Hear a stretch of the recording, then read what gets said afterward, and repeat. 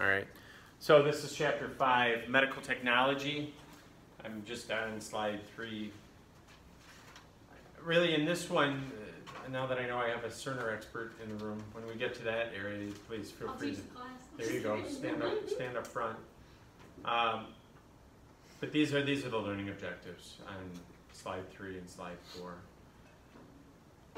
Well, we'll keep going through it, and you can read those as well as I can. The long and the short of it is really, this sums it up. Technology has been positive and negative.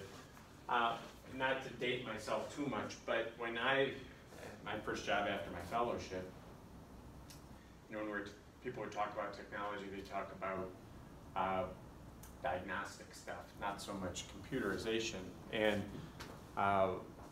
computerization and computers, it wasn't desktop focused when I started. We had a room in the lower level that had, you know, you'd watch the movies, a couple of really big machines, when there are a couple of folks that would work on that, and then we'd have to take queries down for analysis and then go pick them up later, and they'd hand you, you know, pack of whatever. And our disks were 5 1/4 floppies. You know, they're about this big, and they didn't hold much at all. You know, which I still find it mind-blowing that I pull open my junk drawer at home and pull out, you know, a 5 terabyte memory stick, and it's sitting in the drawer. That used to be literally thousands and thousands and thousands and thousands and thousands of dollars, and you know, my kids tossing in the junk drawer. But that's beside the point. It's really been a blessing and a curse. Technology today, wow, reduction in complications and disability, a lot of that comes from the data analysis, but it's also been a huge cost burden. I got to tell you that when we did budgeting way back when I was young, when we did budgeting, yeah, it was a whole lot of money, but it really paled in comparison to what we need for IT and even what the costs of the legacy systems are. Cerner and Epic, which kind of, you know, they've kind of made it to the top of the food chain, are investments of millions and millions and millions of dollars up front, and then a commitment of at least an implementation commitment of what, 3 to 5 years minimum. Often they're budgeting out 7 to 10 years until full implementation takes place. So here we are at 2018. The people that decided even to jump ship maybe from Cerner over to Epic, because that's usually what happens. People usually move that way as opposed to going to Cerner. No offense towards Cerner, but Wisconsin-based area. well, okay, that's in the Midwest. I don't know if that's true. It is. There's an upswing in Epic in the area, but a lot of that has to do with the systems that have taken hold. And Epic refuse to communicate with each other. And it's not like they can't. She's right. They've decided not to because they want to maintain, well, I think it's because they want to maintain their own customer base and, you know, loyalty. Which, now going back to, now this would be a great example of systemization. When we're talking about the design of healthcare system from a macro level, technology has been one of the big drivers at the micro or local level. Hospitals will cooperate with each other because of the ability to access each other's information, which relies on the legacy systems or crosswalks between the legacy systems. But as hospital systems get bigger and bigger, more people are either in the Epic camp or the Cerner camp. And it's a big cost of adoption, even in that. If, like for instance, when Ascension came to town, one of the partners just signed a long-term deal with, I think it was Cerner, but technically Epic isn't Ascension an Epic, Ascension's, Epic's a Cerner shop. That's right. Epic's a Cerner, Ascension is a Cerner shop, but Wheaton Franciscan, or Covenant, or whatever their name was at the time, had just signed a long-term implementation deal with Epic. And those contracts are pretty hard to bust. So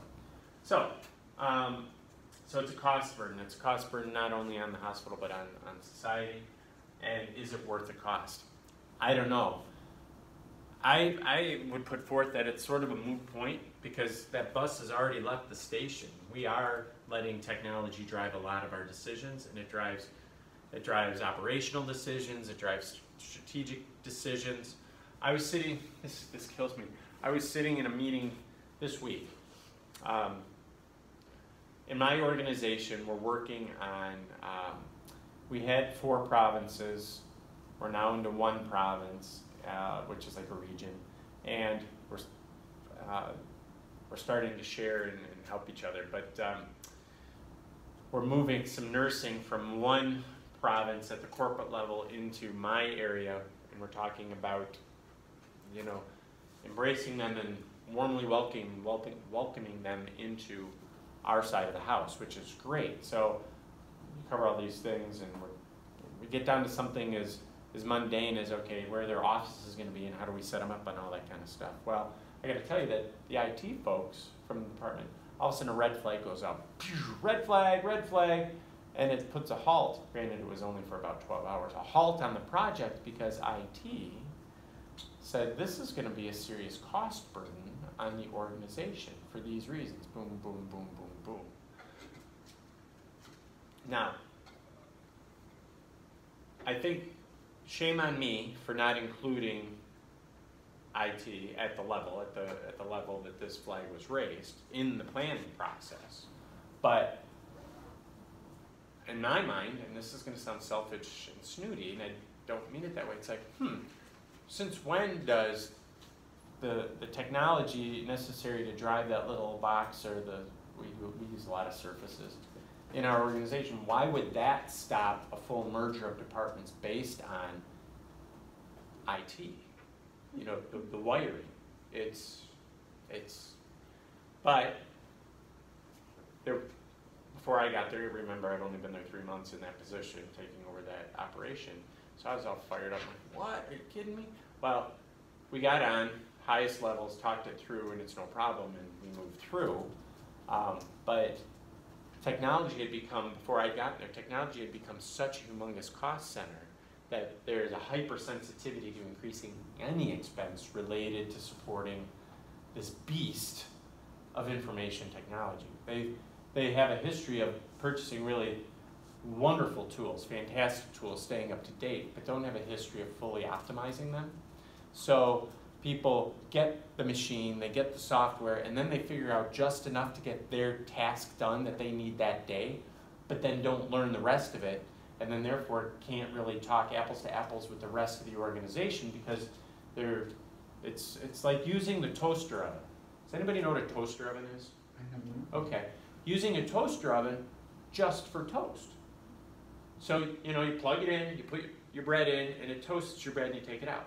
But did you know you could cook a whole meal in your toaster oven if you really wanted to? And it's actually pretty efficient because it's a small box you're heating up. Great. Pizza rolls. What's that? Pizza rolls. Yeah, pizza rolls, pizza, toast. But it's like it's like turning on your big oven to heat up your 3 slices of leftover pizza or your pizza rolls when you could do it in your toaster oven. Technology is similar, software. So I guess this is a be careful, especially when you get into it. Here's an operational niche for you in technology. If there's a tool you like and you use it, if you can, and especially if the company will pay for training, go the extra mile and learn how to use the tool in its entirety, even if you can't apply that knowledge to your job exactly today. And you'll think back and you say, who was that crazy guy that kept recording his things in that class back at UWM? But hey, he was right. All of a sudden, someone will realize you know how to use that tool, and that will become a bridge. You will become a bridge builder between another part of the organization because you know how to use that tool. Because I would say a good half the people using the tools don't know how to use it. They don't know how to use the technology that's sitting on their desk. Excel. Anybody know Excel just enough to get by? Do you know how to write deep macros? No. Bingo. Here's an example. It is an incredibly powerful program that virtually no one knows how to use. Mm-hmm. The EMRs and the lab softwares and all that kind of stuff, I urge you to become a power user. I keep pointing to this, and this has nothing to do with my little public service announcement, but it makes me feel better that I'm doing it. It's So- preaching to the choir here. Well, but you live it, right? Yeah. Because that's your I job. work in the technology department. Yeah, so you're like, are When you you're kidding? saying the IT department popped up and stopped something, we literally just had that happen because we have 5 units at one place and we all wanted to switch and we were like, whoa, Yeah. you guys are going to switch locations. Do you realize that we need more than 2 weeks notice to do everything? Well, and that's where the shame on me came from. Had I, as the operations person, included IT as part of the planning group, Because we had to build all the new units in Cerner. We had to actually switch the Omnicells because on the adult unit they have Suboxone, but on the child adolescent unit they don't have that. And Yeah. you can't just move that from one to the other, so we actually had to switch those whole IP addresses and everything. yeah, it comes down to planning. So, Yeah.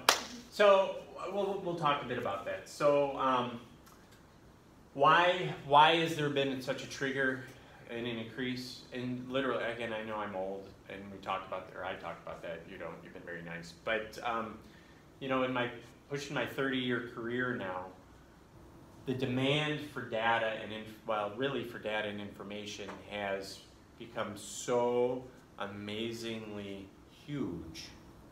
It's really shaped how we do some business. And it even shapes how physicians practice and things like that. So heightened consumer expectations increases demand and utilization. I just sneezed, pardon me. Outpatients, we'll talk, so that's computer stuff, but technology has had an amazing effect on service availability. Now I'm talking about like surgical technology and diagnostic technology. So we'll talk about that. Technology has fueled specialization. Specialization is held higher regard, which we talked about last time. Why would someone become a specialist? A whole bunch of different reasons. So what is technology? So here's a real basic one. This might be a good quiz question if you haven't taken the quiz, but technology is applying any scientific body of knowledge to medicine. So that can be data, that can be a hammer. It could be. If you are an expert on how to use a hammer and you're going to apply it to medicine, you now are a specialist in a certain kind of medical technology. Bonk. Technically, that's what it is. You know, one of the simplest machines in all of creation is the screw. A screw, you know, with the little threads on it, is a machine, which is technology, which when applied to holding your fake knee in place, all of a sudden becomes medical technology. And there are people that specialize in the size of the screw, the makeup of the screw. What makes it a machine? Because it does work. Okay. A machine. Anything that does work. Anything that does work is a machine, and a screw holds things together, and that's work. Therefore, it's a machine. But so it fuels. So any application of technology to medicine is considered medical technology. So yes, we're talking about computers and cool machines that go bing and bzz and make pretty pictures, but it can be as simple as the type of saw you use to remove the bone that you're going to replace. So I put more eloquent examples there, but with organic chemistry, which then helps with drugs and anesthetics, physics and an MRI. You know, you can't do a magnetic resonance image without physics. That's kind of cool. I mean, that's stuff that people think of. Computer science and communications, telemedicine. Telemedicine, ooh. There's a law in the books. No, this is exciting stuff. They're getting closer and closer, at least in the state of Wisconsin, to open up billing abilities for telemedicine. Which will then drive. Is everybody familiar with what telemedicine is? You know, it's like FaceTime for medicine, or you know, stuff like that. There's a lot of conversation and discussion about how much can you use that. You think about it in rural settings, you know, so wouldn't that make sense if, you know, Nana, who still lives out on the farm in the middle of nowhere and has a chronic illness, if she knows how to have an iPad or a phone and they can FaceTime the doc regularly or something, or a nurse practitioner regularly, you know, isn't that good for society and good for, yeah, it is, but, okay. But now imagine you're in Milwaukee, Wisconsin, does that same logic hold for going at 52nd and Fond du Lac Avenue, which is basically deep urban? Maybe, maybe not. What about into Mequon? What about into Fox Point? The thing is, once you pass this kind of stuff, people are going to want to use it everywhere, and what does that do to the systemization of the whole? So, just telemedicine, it's especially with the shortages, a lot of the folks that are into the technology side of it are saying, look, you're already telling us they're doctor shortages, they're nursing shortages. Let's figure out how to get this stuff to work. So, someone at Sinai launches the drone, takes it over in town, drops off the phone, and it says, push this button, push it, boom, you're online with the doctor, right? Make sure you plug in the charger. I don't know, why not? So that's nanotechnology and nanomedicine. It's work. This stuff is science fiction. The stuff that maybe you take it for granted, but they're starting to use nanotechnology in medicine even today. Where they're putting in teeny little things that are sensing changes in blood chemistry and things like that, which then report back. The pill. Have you ever seen the pill of the? It's like the pill form of colorectal screening. You take the pill and then, and then it does all that scanning and whoop, out it comes. But in the meantime, no, seriously, they do this stuff. It's a sensor that's measuring stuff as it goes through your whole intestinal tract. I need to turn that stool sample in. Yeah, good for that, right? It's not like they're going to use it for someone else. What's that? So it's not like they're going to use that little thing for someone else. That's right. I'm going to fill it too. That's right. Who's got the recycling contract for that? Nah, you can have it. But I didn't mean to be gross, but I mean it's kind of cool stuff. So on page 160, there's a whole table of different kinds of medical technology we can talk about. So that's medical technology as a whole. IT, or information technology, deals with all the data. And we're talking about gathering, storing, and analyzing that data is considered IT. Now, what is just sort of mind-blowing to me is that we are collecting on a daily, weekly, monthly, yearly basis. I don't even know what the byte number is, but so much data, and we're storing it for future use. We haven't figured out what we need it for yet. And it's interesting because there's stuff going on. They'll discover something or find something now, and now they're actively going back, because now we've been collecting data pretty seriously for almost 20 years, 25 years. They'll go back and they'll rerun the data, 25 years worth of stats, to figure out if there's a trend. Because medicine is still at the point where we know how some stuff works. We've become really good plumbers, and we've become really good carpenters, and things like that. But we really don't know how some of the stuff works. Technically, we understand the mechanics of a baby being started and being born, but we haven't figured out, how does life really work? We don't really know how our brains work and how it all works together to make us do what we do. What we're doing is we're still very, very reactive, and something goes wrong and we analyze the heck out of it to figure out how to avoid it going wrong in the future. And then really even the big chronic stuff, like look at cancer, look at heart disease. We can't cure heart disease. We know that if we tell Rob to stop eating chili cheese fries all the time and exercise and eat right, aspects of the disease will maybe recede a little bit, and hopefully the body's natural healing will kick in and it'll heal itself. But they haven't figured out how to turn the healing gene on and bloop, make it go away. Same with cancer. All the other nasty diseases like Parkinson's and Alzheimer's, which is really, it's a catch-all for a syndrome. But it's the data side is one of the thoughts that's going to lead us to some cures. And especially now that we're starting to collect data at the genomic level, at the gene level, where we're analyzing the biologies and the anatomies and the chemistries at that level. So we have the whole gathering, storage, and analytics. I'd say we're just barely in the infancy of analysis and application of the data gathered from that analysis. Because there's just so much. So we're there. Who knows? Who knows what your kids will be able to do? It'll be amazing, I'm sure. And the thing is, the stuff is going to come out, and it's going to come out like it's no big deal. Like, oh, hey, we figured out how to turn off this gene. Boom, okay, And I always, in my mind, the thing that comes to mind, when I was sitting at your age, HIV was a death sentence. AIDS was a death sentence. It's not so much anymore. Don't get me wrong. You can live with it. Right. It's a nasty chronic disease. But you can live with it. Back then it was like, put your affairs in order, man. Or woman. I meant that in whatever. So, okay. So information is all that kind of stuff, and we use it at all different levels.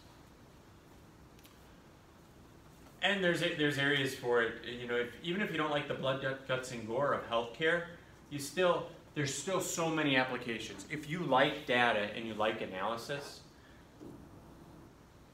think about it. Or if you like a particular part of healthcare in general, people still shy away from the data and the application of the data side. It goes back to that point I made earlier about, does everybody really know the 100% use of the EMR system and the analytics tied to it? Probably not. Find a disease source and data in there, and then how you can use a tool and become an expert in that particular area, and you're starting to carve a niche in an area of expertise for yourself. Light examples: medical records, radiology, and lab reporting. You can read this as well as I. I'm on slide 10. Financial systems.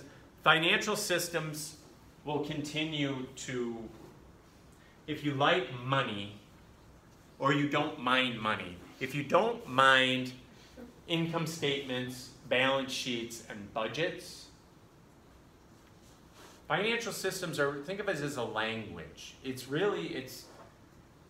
the lowest common denominator for language that goes across every aspect of healthcare.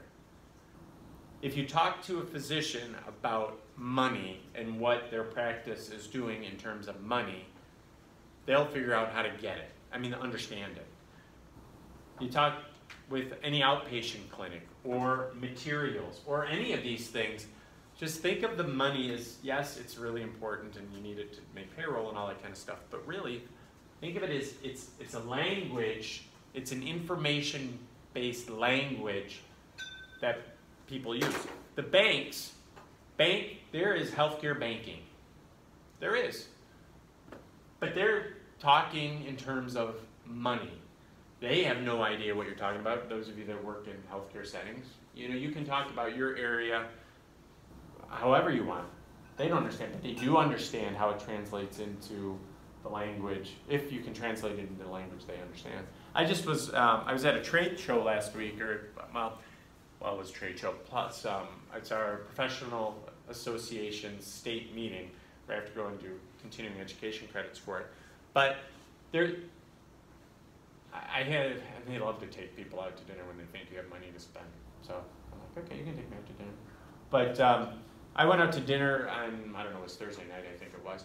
But there were 3 different types of bankers all sitting at the same table as I am. Because there was one bank that handles our checking account, one bank that handles the management of our retirement accounts, another bank that handles the financing of our capital projects, which are projects that cost a lot of money and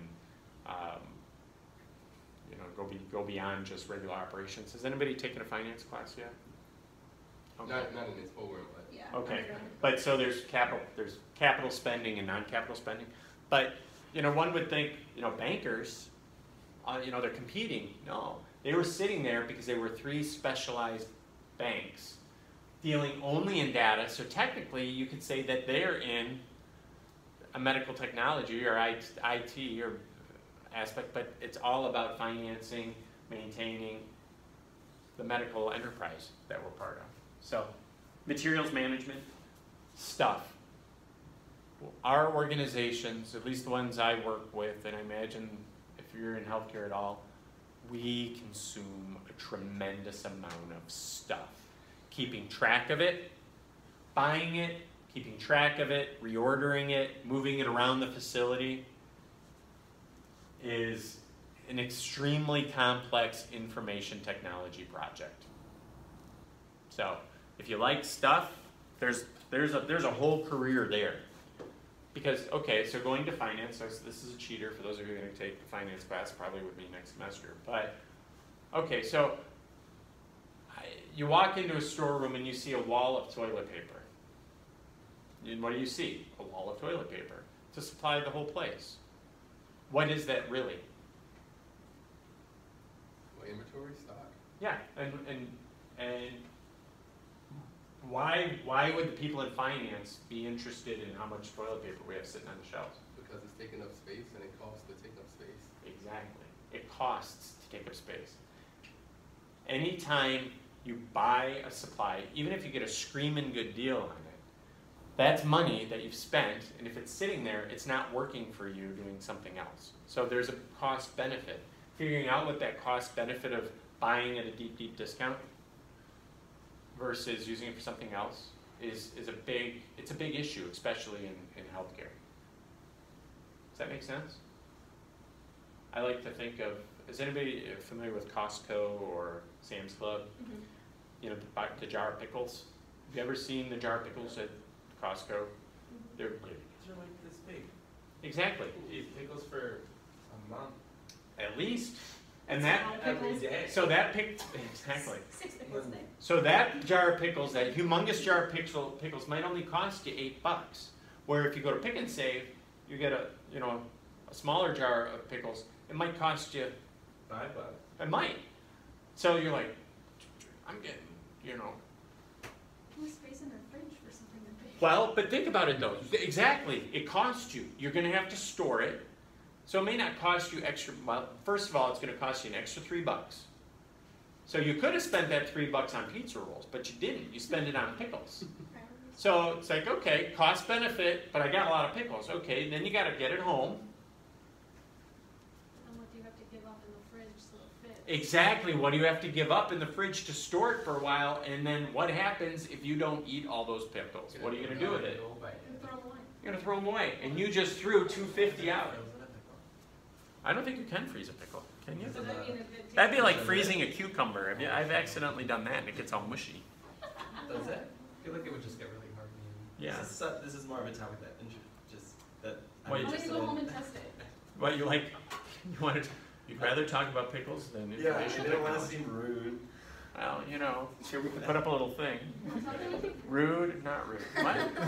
We Kind can of put- rude. Kind of rude. You're always Against against freeze them potato. for a year. You can freeze a pickle for a year? No way. Oh, well, I believe See, you. guys? You looked at the Google. So it must be right. Must be right. That's right. All right, so other IT applications, you can read it as well as I. There's data just is, it's everywhere. And you probably take it for granted because you've grown up with it. But please know that my generation, while we grew up with data, we did not grow up with the systems as sophisticated as you are used to. And to me, that's a competitive advantage for you. If you make yourself incredibly valuable on how to gather, analyze, and present and use data, you'll be golden in any. I do have one question for Yeah, you. sure. Decision support systems. Yes. What is that all about? Okay. So Please. decision support systems. What I Here, you know what? We'll even put you. We'll make you was famous. that- Do I have your so there's permission? this Do I have tool permission? called- Do I have everybody's permission? Mhm. All right, go ahead. You're on. So what I got out of this was like, so in one of our contracts, so we have an exemption for someone to not need an auth to get, to use radiology, Okay. which you usually have to get an auth for. And so like a decision support making tool would be like you type in like what you're gonna do and whatever, and then it would tell you this is what you should do, rather than Yeah, it gives you rather options. than like Before it tells you, decision- like, yep. what you should do prior to jumping to a conclusion. So it weighs the cost for you. Well, it gives you better patient, what is it called? It gives your patient more quality. That's one way to do it. Yeah, that's one way to think about it. What came to mind when you said that is same system. So you're sitting. You've given all your. Let me take it down the insurance route just a little bit. But you're going in. Something's up. He's registering you.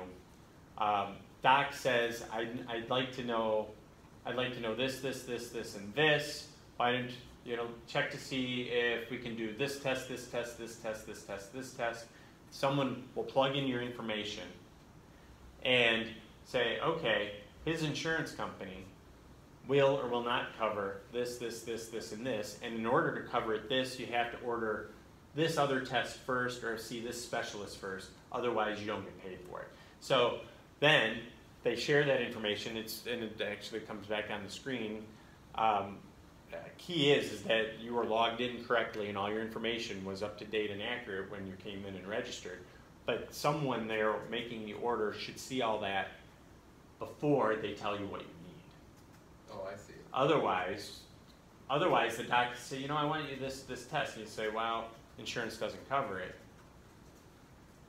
Then he'll say, well, fine, then don't have it. But then you'll be sitting there thinking, but you told me I needed it. And then you have to weigh, do I pay out of my pocket or not?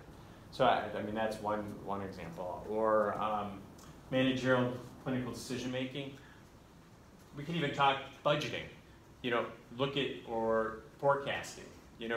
Do we spend more time and energy trying to make this clinic more effective? Because based on outcomes, are we getting high quality outcomes? We look at the data. Yep, that team is doing a great job.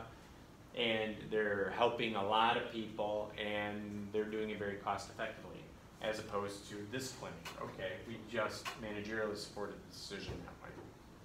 Does that help? Yeah. Yeah. It's actually really cool that they come out with these technologies, because some people, they might just jump to be like, oh, we should run this test, and then they might just like run up the patient's bill. It's more of like a gatekeeper for the patient sometimes. Yeah, so that's awesome. It is awesome. Now, what's interesting is you're sitting in a school. I'm on slide 12, where when I was young and at UWM, it was we had the informatics program was medical records, and people went to school to know how to load and code medical records. And I am not kidding. People would pull their radio flyer wagons because the manuals for all the coding regulations, at the time there were 5 of them, and they were this thick and they were really heavy, and it was like 5 semesters worth, or 3 semesters worth of thing. They would pull them around for 3 semesters because you couldn't put them in a backpack. What are those people doing now? Well, they transformed. That when EMRs came online, and all the software that supports an EMR. So you have your electronic medical record. I don't know, maybe you've never even seen a paper medical record, but they used to be paper. But there's many systems behind an EMR. Now, what they've done is they've specialized, basically. Electronic medical records is that legacy repository of a bunch of information. It's all the stuff from registration and finance, connected with databases on diagnoses, procedures, insurance coverage, pharmaceuticals. Again, you get fancier and fancier. Cerner's extremely fancy. If you buy the whole chimichanga, you'll put that stuff in and it'll flag you for drugs that don't react well, or previous tests that weren't there, or things that Medicare won't cover because they had that test within a year. Those are all different databases that plug in, and that's no longer medical records. Now it's informatics, because you're taking. So when I was doing my rotational program at UW Eau Claire. It was Yeah. kind of cool. So we were moving from going to, I think it was Cerner, maybe? I don't know. For our SNF base, we were moving from charts, paper charting, to electronic medical records charting. So it was like, all this paper was just, like they had to literally go into the chart. They'd build like it for someone, and then they'd go into the chart, take out certain things, and then they'd like implement more, and then they have to go back to the same chart and take out Yep. more paper things, and then put it into a file into the back, because you have to track.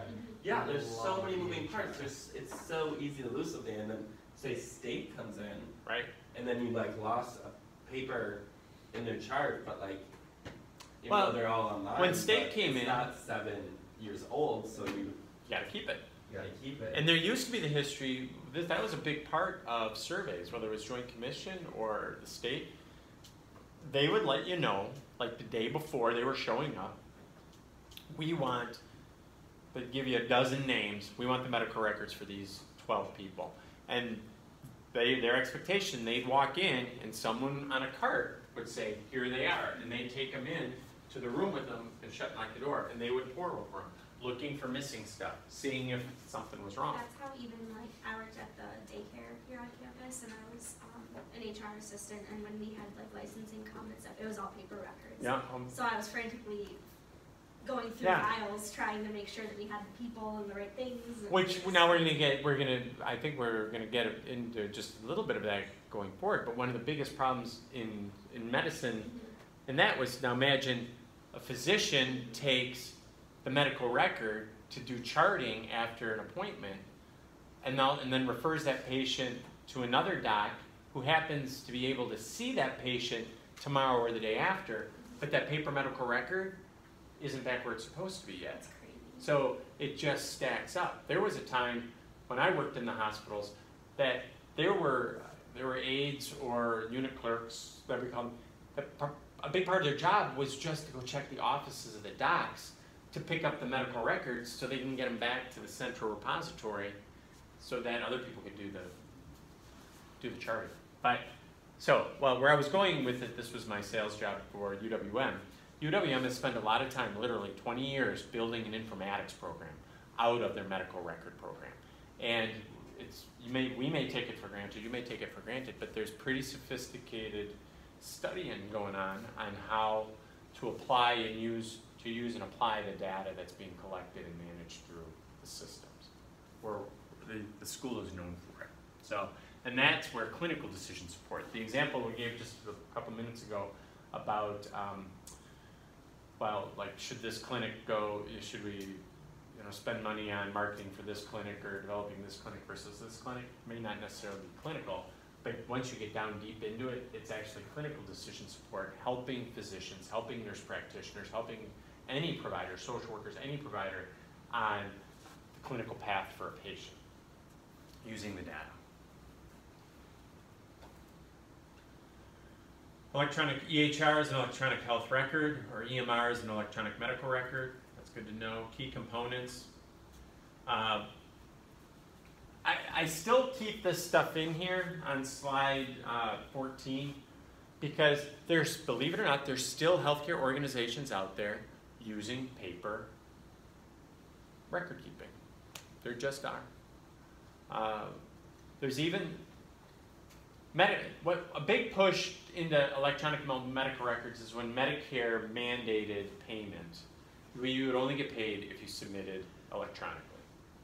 It used to be we could mail in, or it was mail or fax in the billing sheet, the form, and then it'd take longer to process, but they'd still pay you. But then they got to the point they said, no, you got to submit electronically.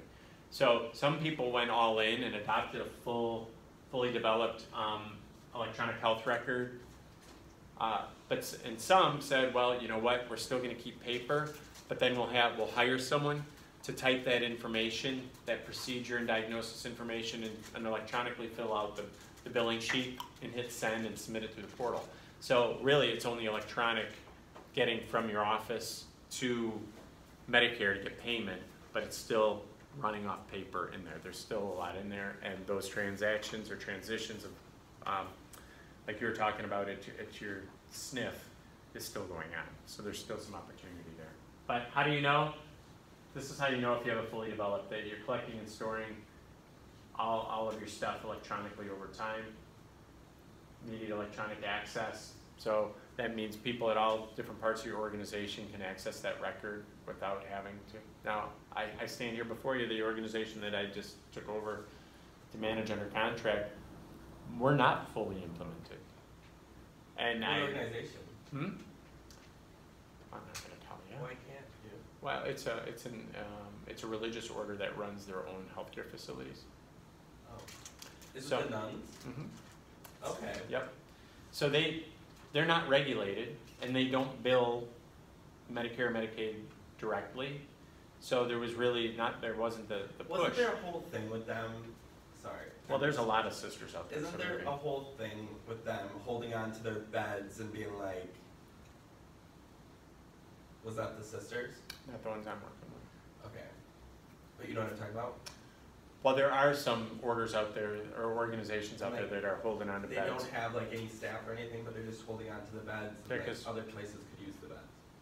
Yeah, but so many organizations, there's currently, now we're off on a tangent, but there's currently, the state wants to see over the course of years about a 10% decrease in skilled nursing beds each year. Right. Last year, the state only decreased by about 3.5%, so there's 6.5% still out there. There's plenty of beds.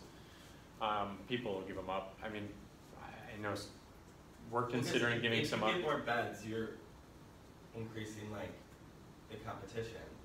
Yeah, but Right? Like if you but the give demand- beds to a new facility, right. Well, that's Like what you people. see- That's why people are hanging on to them. Because what if they want to open something? Because once you give them up, you can't get them.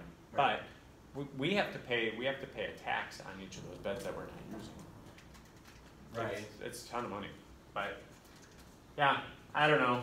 You know, we'll probably downsize our number of beds too. There's just reimbursement isn't going to bounce back. Say okay, you know, but Cool.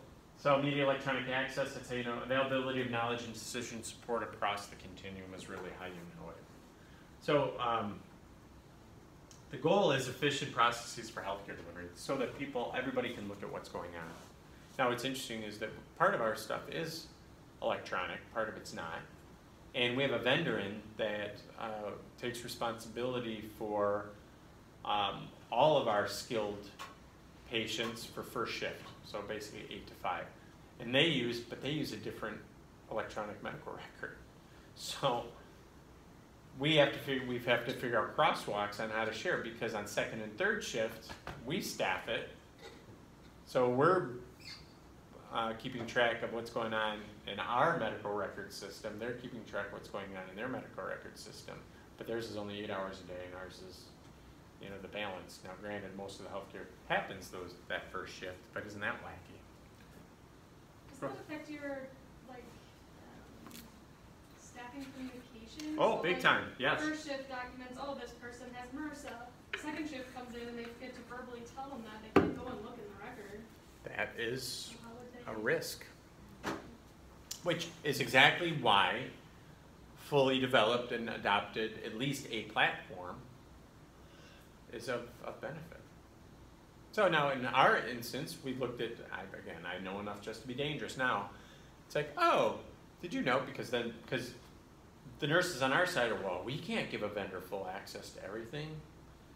Wow, okay, that's a head scratcher, because for their EHR to get the bill and stuff like that, they have to have everything anyway, but you know, who's gonna fight that battle?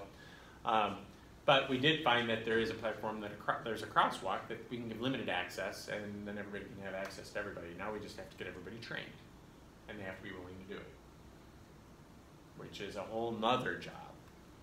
If you don't like the nuts and bolts and of stuff, just training people and educating people and helping them be comfortable with the technology is a whole career path, My job is training. right? It's nuts, because people are afraid of it. Mm-hmm. Some of them, they don't want to screw up. Some of them just don't want to deal with it. So there are still a few physicians out there that say, you know what, I'm going to hold my own, and you know, I'm going to die before I adopt it. But they're getting fewer and far between because they've retired. Well, and then they jump ship to somewhere else that is still on paper, but then that place adopts a new EHR. Yeah. So then It's nuts. So why do people, what's the promise of the electronic health record? Savings in healthcare costs. And to some extent, I would say that that's very, very true. Just the reduction in duplications, the reduction in mistakes, efficient use, even for products. Remember the wall of toilet paper? Managing your supplies more effectively helps cash flow. Billing, getting bills out faster. This is, okay, I'll try, here's another one.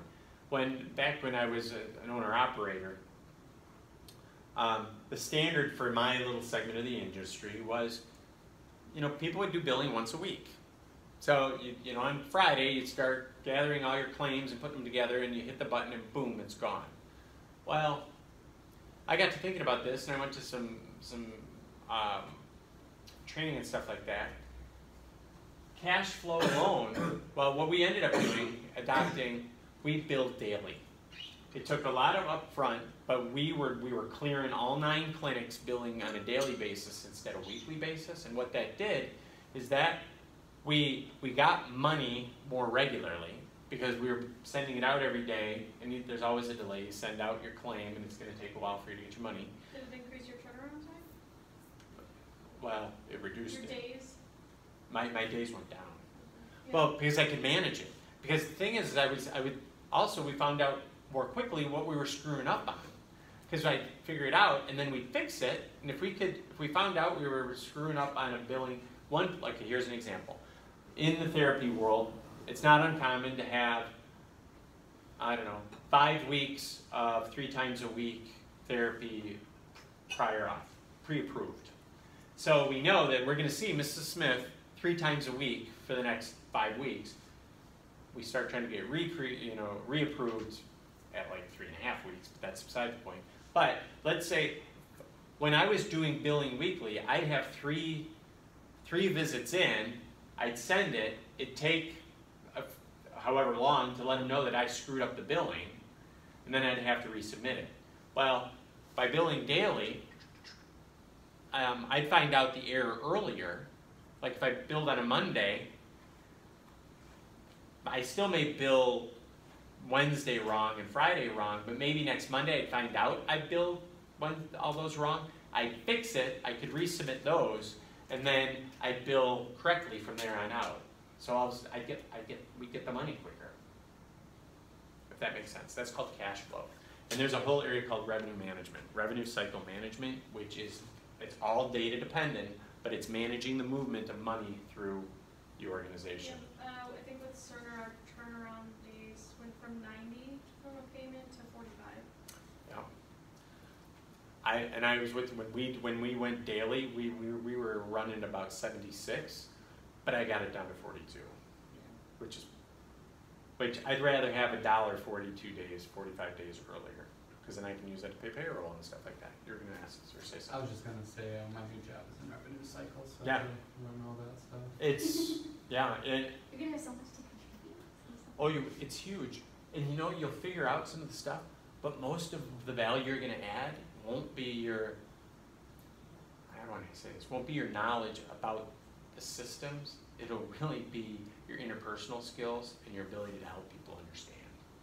Yeah, I'm not looking forward to having to ask people to pay for stuff when they're just coming in to get their test and be done. Yeah. Well, people ask you to pay for stuff. And you do, right? No, I hear you. It's a tough one. Collecting co-pays and stuff like that is tough. No, like when people come in for their appointment, I'll check them in and register them, but then I have to say, just so you know, you owe this much money. Right. Would you like to make a payment today? I try to collect a lot, but we take anything we can get from them. It's like if somebody has like $10,000 in bills, the last thing they want to do is make a payment when they go get their MRI. They don't want to do that. So like some people are cold-headed, some people are like, no. We have alerts now that pop up and say, oh, this person has outstanding debt, they need to see a financial counselor. Yeah, and then you say, could you please step over and meet Susie in this room? And then they get all mad. They do. Like you set me up. Yeah. It is. Yeah. But we get Sorry, all the rewarded. court systems talk to each other. Right? You get rewarded. Yeah, like we get like pizza parties and stuff if we meet our goal for the month. And you know how everybody's I would in give, the department. I'd be like, give me a phone. I got pizza parties. You might be, you know what? You do have a good personality for revenue cycle management. You really do. Seriously. And I'm not being a smart aleck. You do. Because after a while then it becomes sort of a sport. You know, it's like, we can do this. right. Yeah. I got this much back today. Yeah. I got this much back today. And that's key to success. I got this in ninth grade, what did We you call do them that? patient financial services, and they Yeah. literally work right behind me, they're hilarious. Yeah. It's either that, you can be friendly, or I always think of the Madge, you know, man, and 70-year-old woman, you know, who used to have a cigarette. You owe me money. You know, if you want that next appointment, you gotta pay. I think of the cranky lady. I would like upstairs. call her and then she'd hang up on me, but then I'd call her and say, Sometimes you can tell when they're getting Yes. someone who's getting agitated on the phone with them, because then they start talking. Yeah. Please don't yell at me. I'm only doing my job. At what point do you're kind of forgiven at that? Like, you just don't pay or whatever? do you Never. sell your debts? No. No, yeah, do you sell your debts? Because that's You something can. do, but like, do they ever sell, Yes. like, do a lot of hospitals sell their Well, debts? We for go to to- Hospitals will send you to collections first, and then often there's an organization that'll purchase that for literally pennies on the dollar, with the And hope, then try to reach out to right, clients. and collect a portion of it. Because there's a, well, part of your budget, I should say, rather, is accounting for all the dollars that you wouldn't get back from Mhm. patients who got paid, right? Through what? Yep. Okay, Yeah, bad debt. Yeah, that's a whole science in and of itself too. gotcha. So, okay, benefits of EHR, savings and healthcare, we talked about that. Reduced medical errors, that's huge. The fact that all the systems do talk to each other has been a very big benefit. That, like, Let's talk about it. she said that they've I had wanna it. say we've garnished wages before. You But- can, Yeah. you can, Well, like, if when it's it- big enough. Yeah. Wouldn't that be like, you have to go to the court with a lawyer for them to like, We have a team of lawyers. Yep. all right, but I mean, if You know what I they're mean. But you- $200,000 Right. that they owe us, we're it's gonna not take an them to insurance court. issue, it's a company issue. Right? What do you mean? Like if you garnish people's wages, it's not on insurance. No. Correct, no, insurance will pay what they owe. Especially Insurance are self-pay. Yeah, it's self-pay, it's, well, co-pays, but that would have to be really, really high, or deductibles. That's where a lot of people get into trouble, is the deductibles. The deductibles get so high, and then what if it's deductible and co-insurance? So it's not like once you hit your deductible that you're free and clear. What if you hit your deductible and then it's 80-20, and you've had a heart attack, and it's a quadruple bypass surgery, and then there's complications. 20% of, let's say, $1 million is $200,000. You can get there pretty quickly. That's medical bankruptcy. It's exciting. That's exciting. Well, it's complicated because someone can declare bankruptcy even medically, or bankruptcy, and it takes a while for the system to catch up, and then organizations will continue to provide service, and you know, that's the whole system doesn't talk to each other. Improved health. A great example of EHR and improved health is catching those things that could go wrong with the patient and letting them know, saying, hey, do this, do that. So, all right. Ooh, this is a good word. If you can do this in Scrabble, you'll win. Well, you can read what interoperability is, but can someone think of an example of interoperability that benefited them? It doesn't even have to be healthcare. What do you mean? Is there any, have you ever been able to access any of your, any kind of information or data related to you online that allows you to do something, you know, you don't have to actually, you know, pick up the phone and call someone to help you? Well, I mean, like, I've been able to get all like- my vaccine information online. There you go. or like transcripts, like you can Yep. request to send transcripts. Right, yep, I was trying to draw a connection. So vaccinations, transcripts, what else? I actually get my medical records online. There you go, that's interoperability. Banking, Mm. you know, cell phone stuff. No, I mean, they push you to the portal, right? They want you to go through the portal. Paying all your bills. Right, that's an example. I actually use an app that pays So now imagine that applied to healthcare. That's when we're talking about interoperability in healthcare. It's doing that. You can check your medical records. You can make a payment. You can make an appointment. You can check on the status. All that kind of stuff.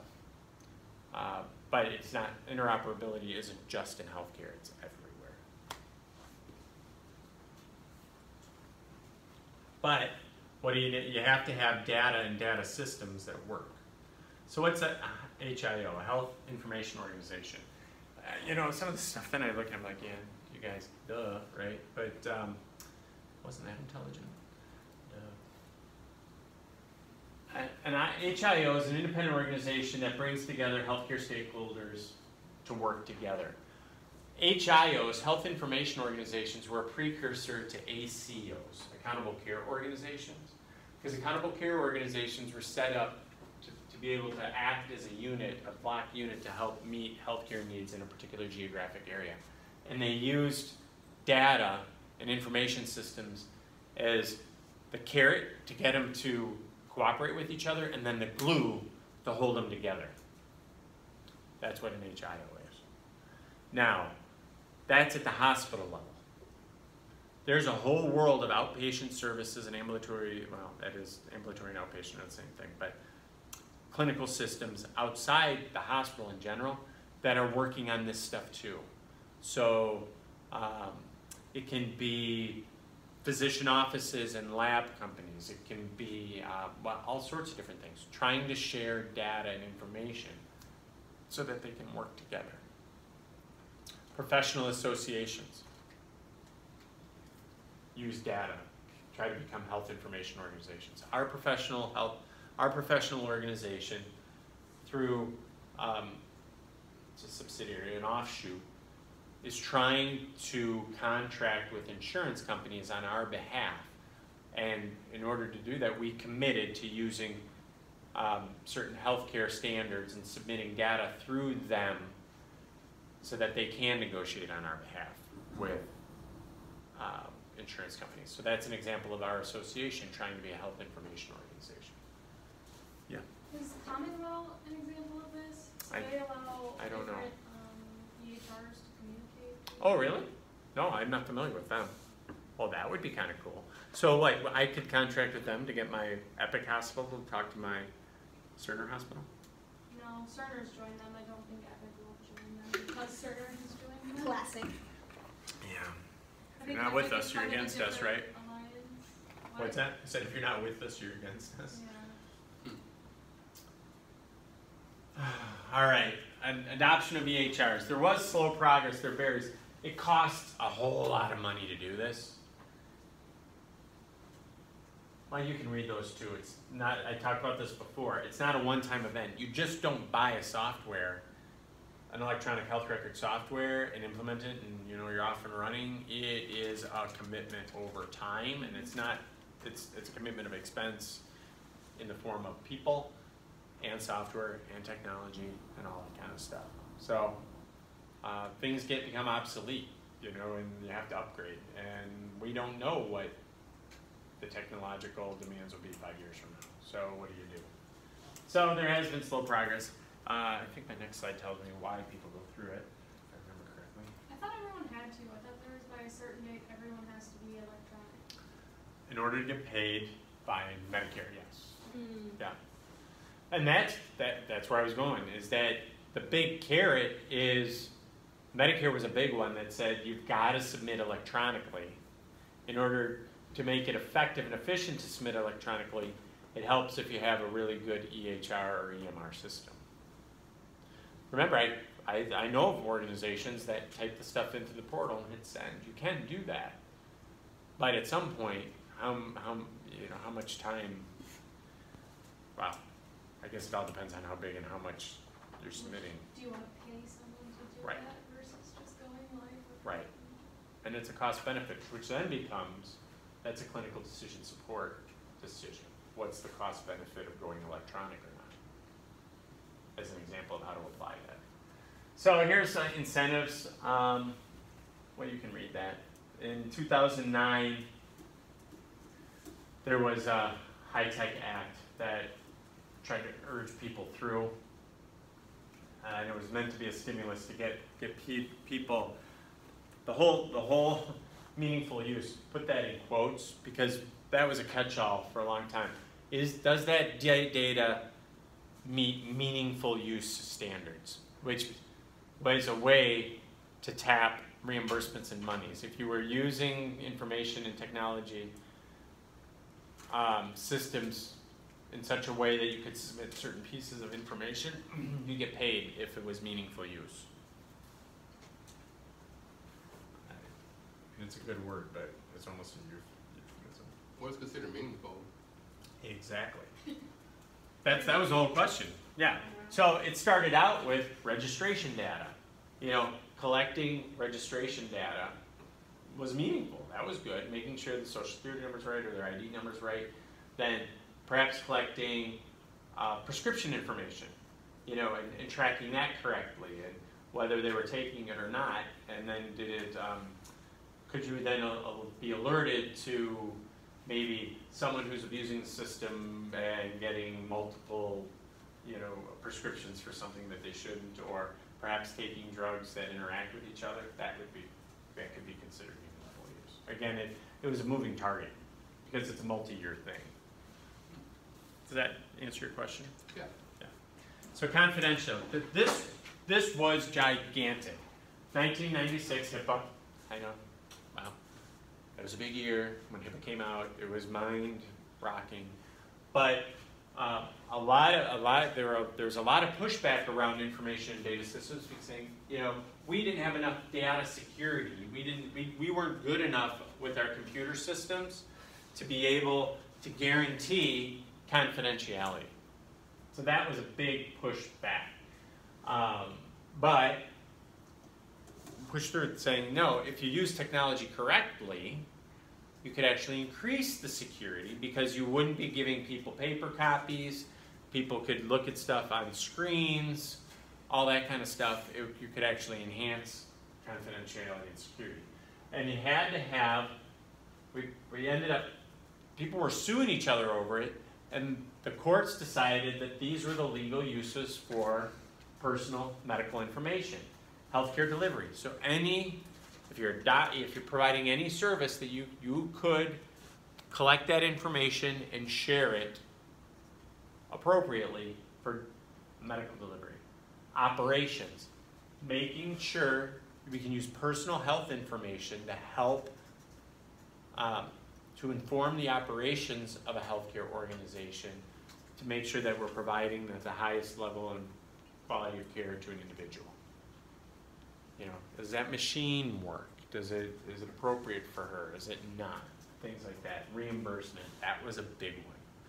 Being able to share personal health information electronically with the insurance companies, that's the 400-pound gorilla right there. And that was the one that really got people over the edge to consider adopting it. Make sense? So all of us are on the hook for this, whether you realize it or not. If you work in a healthcare organization, you are on the hook to keep secure personal health information. And if you share it, you can be fired.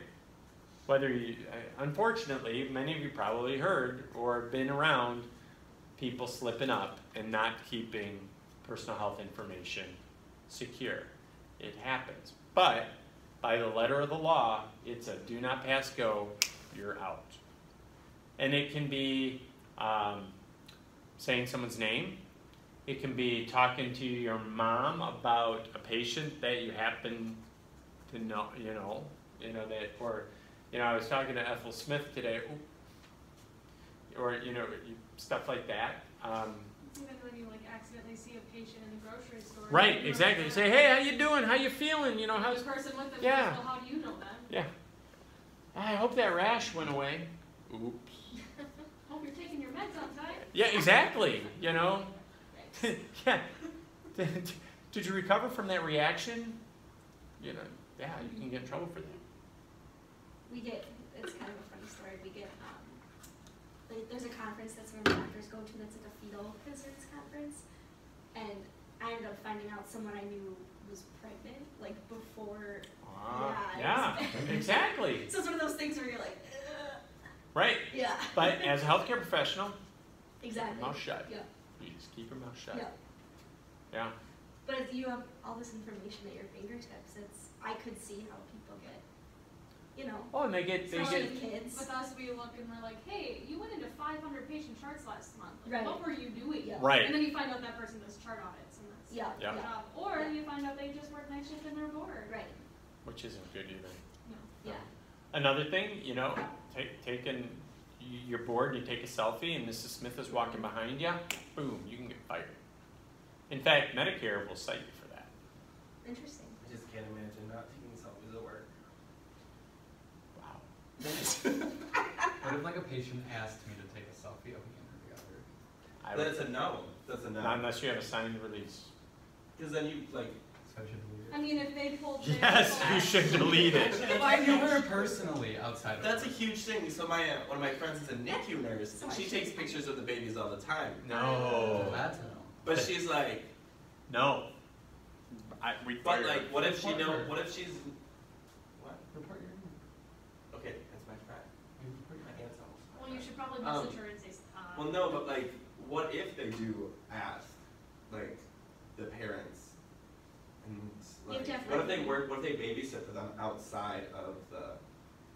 I would require a written release from They can probably the take family. pictures of the kid outside of the hospital Right. then. Yeah. Yes. If they're And babysitting. not they in can the say, unit. oh, I loved this kid ever since he came through the NICU. Like, Can't do that. yeah. Look at that. Your peers just saved your career. No, it's not No. me. Hey, I didn't hear thank you. Thank you. Whew. We will never get any form of like. Thank you. Oh my gosh, I say Appreciate thank you you. all the time. All right. Well, let's Not not. to you guys. Let's not. Yeah. Exactly. Just not to you guys. All right. So HIPAA under high tech. As time went on and more data is being collected and the risks were really identified and recognized, high tech pushed more stringent rules that apply. So because all of a sudden we're not only dealing with doctors and nurses, we're talking about vendors, subcontractors. What about the subcontractor that's going in to renovate a wing in a nursing home? They see, I know you think about it. You know, they're there, they're walking by, there's screens up with people's names Don't on you it. make them sign? Like a non-disclosure. Yep, Yeah. exactly. That's We my do that point. for It was, contracts. yep, but it just pointed out that all of a sudden people were like, oh, what about? And that was the push. There was a big restriction on the use of PHI for marketing, and so that people aren't being approached specifically around things that, you know, relates to their health history. And the hard thing with marketing, I think, is like patient stories and stuff are what get people drawn in. Right, testimonials. So yeah, Yep. yeah. Yep. So the big not the secret, but the big thing on that is get a release. They have to have an accurate release on file, and there has to be a way for them to revoke that if they want it. That's a big thing. But everything is getting. There was I don't know. Do any of you? This is a very unscientific Rob taking a poll. How do you feel about the confidentiality of your personal information? Of my own personal information, like in the health setting? Just in general. It's not great. I Googled myself one time a few weeks ago and I was like, I couldn't find myself. there's too much out here that people can. I found a YouTube video from my freshman year of college that I did in Spanish class and I was like, Holy we mackerel! gotta delete this.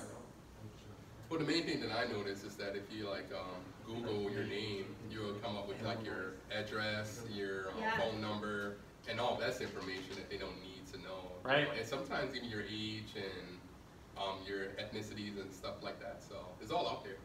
I guess that's my point. I wondered if you're just comfortable with the fact that it's all out there, No. because that's just the way it is. Yeah. Because I've gotten to the point, again, now let's see, I'm disclosing information about myself so we feel closer to each other, that I just assume information's out there that I didn't intentionally Well, it's put hard out because there. with social media, like you're directly putting information about yourself online. On those, But then yeah. people get offended when like someone finds out something about them, and it's like if you're willing to put a large portion of Yeah. your life on social media, you have to kind of expect, like you said, you have to kind of expect that. There's certain parts of my medical record though that I'm like, I would never want Anybody to see. Yeah. Well, Right. yeah, medical record is Yeah, different. But that's what you asked about. I was just thinking just in general. I was actually touching base, you know. Oh, I can look myself up on white pages. Right, My age, right, my family, exactly, my yeah. address, my- I mean, that used to weird me out, but then I realized it's everywhere. It really helped when I did my wedding And I insights. had to change it in the back. There you go. It's like, why? All right, so that was I was just curious. So that led to things like smart card technology. There was a time where there was a big push that the Medicare had talked about. Everybody would get a smart card, and your whole medical record would fit on your card, and you could hand it. You would have control on who you handed it to. But what if you had it in your purse? and you forgot Exactly. it? Yep, it didn't last. Bingo. Privacy concerns have been a major drawback. They're not used. So then people said, well, you know, my dog has a little thing in her shoulder if she gets lost. Bloop, you know, why not put that little rice thing in everybody's arms and, you know, scan me? Okay, well, you know, that's sort of Big Brother-ish, and no one ever really went for that. But Invasion of privacy, Yeah. basically. it's just But interesting. you People kinda are trying to want to figure scan out it. how to make it portable. Mm-mm. Like, who's scamming me? No? I wouldn't mind because every time I have to go to a new provider, I hate getting my history every single time. Yeah. You know what? So then just have them scan your shoulder. Yeah, I'd be okay with that. Yeah. Yeah. I'd love to just be a Until number. someone like learns to hack into that. Yeah, as you're walking by. Yeah. Yeah, because you know they will. I mean, if they can steal my credit card at the gas station, Yeah. they can probably get my grain. Well, you just don't know what's going to happen with that too. Like, are they tracking you? Right. You know, like where would it end? They're gonna And blackmail you. you or know, They might. you just don't know. Like, So here, you know, just don't do anything stupid. You'll be okay. But so use of the internet and mobile devices. It's prolific, right? It's everywhere. The internet has become, Dr. Google has become a real presence in healthcare. It just has. I mean, I've done it. You know, look up, see what Mayo has on such and such, or you know, WebMD or anything like that. You put all your symptoms in, and then it tells you you're probably gonna die. Well, but you notice the symptom ones now, all of them pretty much say, go see a doctor. At the end, they add that. They tell you If something. you're experiencing Yeah. severe stomach pain, Go see a doctor. doctor. It's like, okay, that was their cover, their keister thing. But yeah, but so patients actively show up with a tremendous, in general, can show up with a tremendous amount of information about what they think they're experiencing. That goes back to deprofessionalization, if you remember that question. It's shrunk the perception of professionalism of the healthcare provider, because one can find a tremendous amount of information out there. It doesn't mean it's right, but a tremendous amount of information, and they come ready to help the doc. One time I pretty much diagnosed myself, and I went into my doctor and I told her, like, it was like a more rare thing, and I was like, I think I have this, and you could tell she was not having it. Like, the fact that I went out of my way to, I'm pretty sure that's what I had, but you could tell she was not, Right. thrilled that I did that, so. They don't like always that you have so much access to They stuff, don't. because they want to keep their, Yeah, And then you think about things like Munchausen. exactly, yeah, that's true. Oh, that's true. So it's out there. Be aware of it. Online support communities. But now here's some positive stuff. Let's say you do have this super rare thing. You can find a bunch of other people that have the same super rare thing and connect with them, which is actually a good thing. Physician-patient dynamic. This one I have. What are you people talking about? He didn't know what Munchausen's was, Oh, so Jason was trying to explain it. that was very nice of you. Thank you. Yeah, thank you. Oh, there's Ah, the good job. Progress. Empowerment and change in physician-patient dynamic. This is a real positive way to put it, but I don't know if that's necessarily true. The mobile devices, for some docs, allow better some access, and it helps. Like, for instance, that's in the workplace. It's very common now. The organizations I'm working with, that if someone gets hurt on the job, the very first thing we ask them to do is call this number. And a doctor or nurse practitioner picks up, and the medical episode begins immediately. And it helps the employer because it's been reported immediately, so the insurance company gets the information they need in case there is a claim. And it helps the patient right away because there's an unbiased medical professional, not paid for by the employer, and it doesn't cost them anything because they have to pay a copay. They don't have to pay a copay. So I would say that works, that has enhanced the relationship. But I don't know about you, but if you've been to the doctor, and maybe you have a doctor that's a little bit older than you, they get frustrated that they have to sit there and type in at the same time that they're seeing you. That the devices, the mobile device, which is the laptop or the the tablet or whatever, is actually in their mind getting in the way of the interaction. So I don't know if I really believe that one 100%. E-health, there's a whole bunch of stuff out of there. Lots of healthcare is being delivered over the internet access. And if they can access your own, should have been EHR, not her. Ooh, spell check. I had to turn that off on my computer. Spell check? Yeah, I To bet. EHR to her, yeah. So that helps. This is what we're talking about, telemedicine. This is where you can deliver services over a distance using technology. It's actually been used a lot. Teleradiology was a big thing.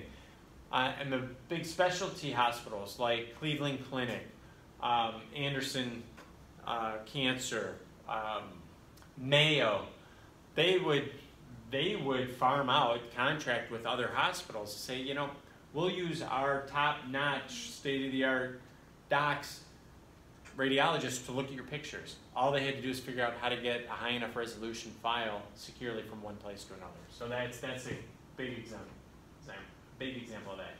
Telepathology, testing. Getting stuff tested other places. Telesurgery, that's a big one. Haven't really seen it work yet. But technically, using things like the robots, technically you can do, and it's been done, you can do surgery over distance. What's the name of the surgical robot? We have a neuromate. Neuromate? Yeah, for neurosurgery. Could you imagine that one? But so technically, if the doc could be somewhere and just through technology could be operating 1,000 miles away. Could happen. I know. That makes me a little nervous. Doesn't it though? It's hard to get buy-in for a lot of these things. Like we try and push teleradiology because we have two offsite locations that we have radiologists at every day. And so when providers come in wanting someone to look at films with them, we tell them you can talk to them through this virtual radiology consult, and it's really, we have very few people that We use a lot of are willing telemed, to but do I it. think it's easier for behavioral health to Yeah. telemed. Which is interesting. So is it telemedicine or are you doing telehealth? Because there's a difference. Telehealth is education, research, and support. Telemedicine is actual treatment, diagnosis, and stuff. Telemed. The psychs, or the MAs do their psych evals. Oh, do they? Okay, so then that would be Yeah, I mean, some telemedicine. of them, I think one lives out in Connecticut, one lives in Montana. Yep, then it would be telemedicine. That's cool. That is cool. Yeah, so I think that we're going to see more of that, especially as you guys enter your careers. They can't get people to move to Wisconsin. Yeah. Is that good or bad? I don't know. I like how many people we have. Do we need more? I don't know. That wasn't nice. Everybody's welcome. They're really trying If to you're push, from a different state watching this, you're welcome in Wisconsin. Sorry they're about really that. trying to push people that would normally go to Chicago for jobs and stuff to come to Milwaukee instead. Like people our age, Well, they're really pushing Milwaukee. the city of Milwaukee invested in Yeah, that's what it was. money to put advertisements all Yeah. over public transportation in Chicago to draw people to live in our cheaper Yeah. living here and Nice. jobs and stuff. Yeah, Only nice it's people. interesting. I Right. only want nice people. Only the good ones, please. Yeah.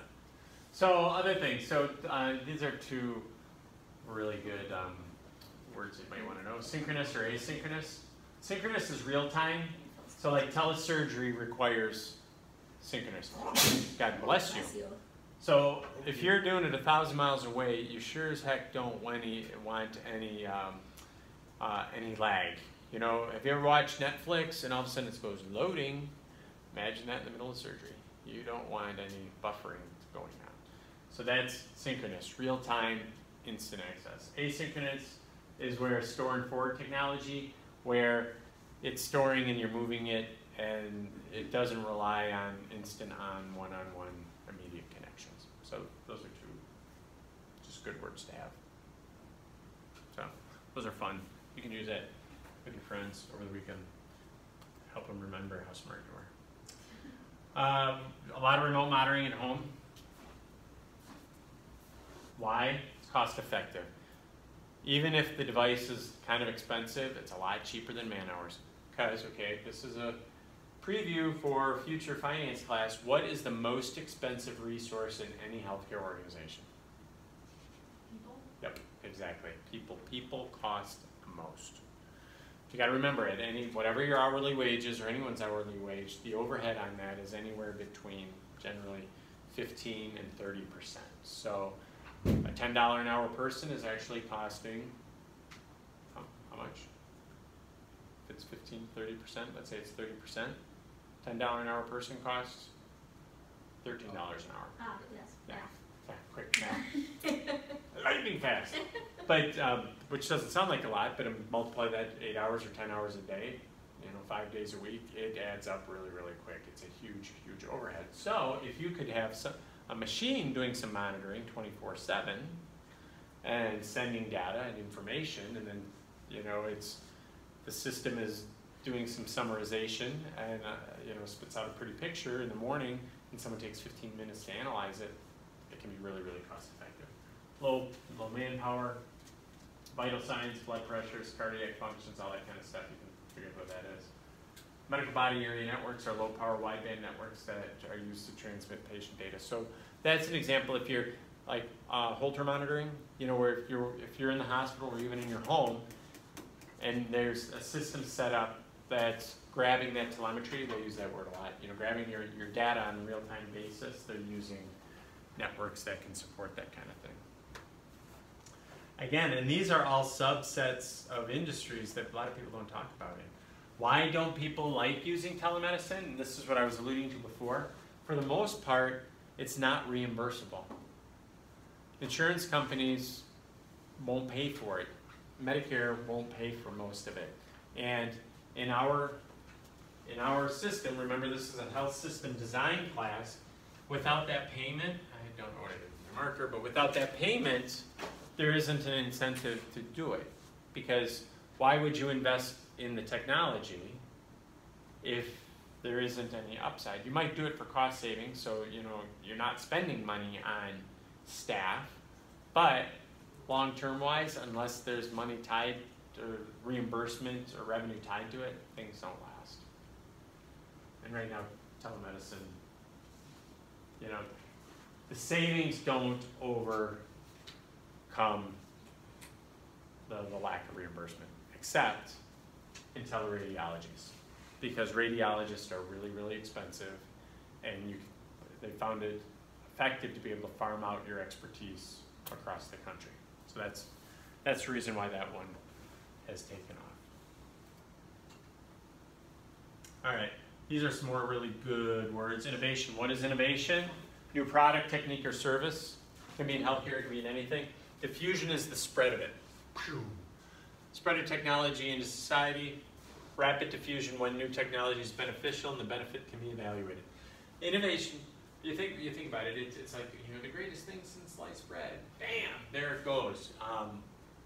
Consumer demand, physician demand, practitioner demand can drive the diffusion of innovative stuff. Now, okay, this isn't a quiz question or anything like that, but how long does it take for something to become common knowledge or universally adopted? So let's say I have a piece of information or anything. How long until the people on the other side of the world accept it? Very long time. It is, and that's where I was going with. Some people say, well, with today's technology, And I guess years, like you 28 could. years. Well, no, you did the smart thing. You said very long time, and you let me. Is there an exact Yeah. answer? There is actually there is a statistically exact answer. It's up to It was accurate 3 years ago. Okay. So what do you think? How many years? 7 years. That's what I always guessed, but you're wrong. Is it higher or lower than that? I don't know, this is a game show, I'm not gonna Oh. tell you. Isn't it like, I feel like over time it's decreasing. Yeah. Theoretically it is, Is but it there's like- still, 9 years? Nope. Am I wrong? You yes, just said no, so yes. 2 years. it's 17. Oh, I was okay. like, How's that? Yeah, I think they're starting to reevaluate it, and it's ooching down closer to 15. But which to me still seems like an incredibly long amount of time, given Yeah. where we've come in technology. But that's, yeah, they test it somehow. So, but you look puzzled. No. So, but with this universal adoption of well, technology. I mean, cell phones are everywhere now. Wideband is available everywhere. I think it will bring it down, and diffusion will happen even faster. So,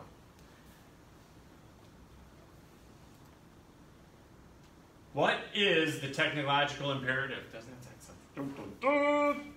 The desire to have state of the art and use it despite the cost. I think of this as my daughter and iPhones.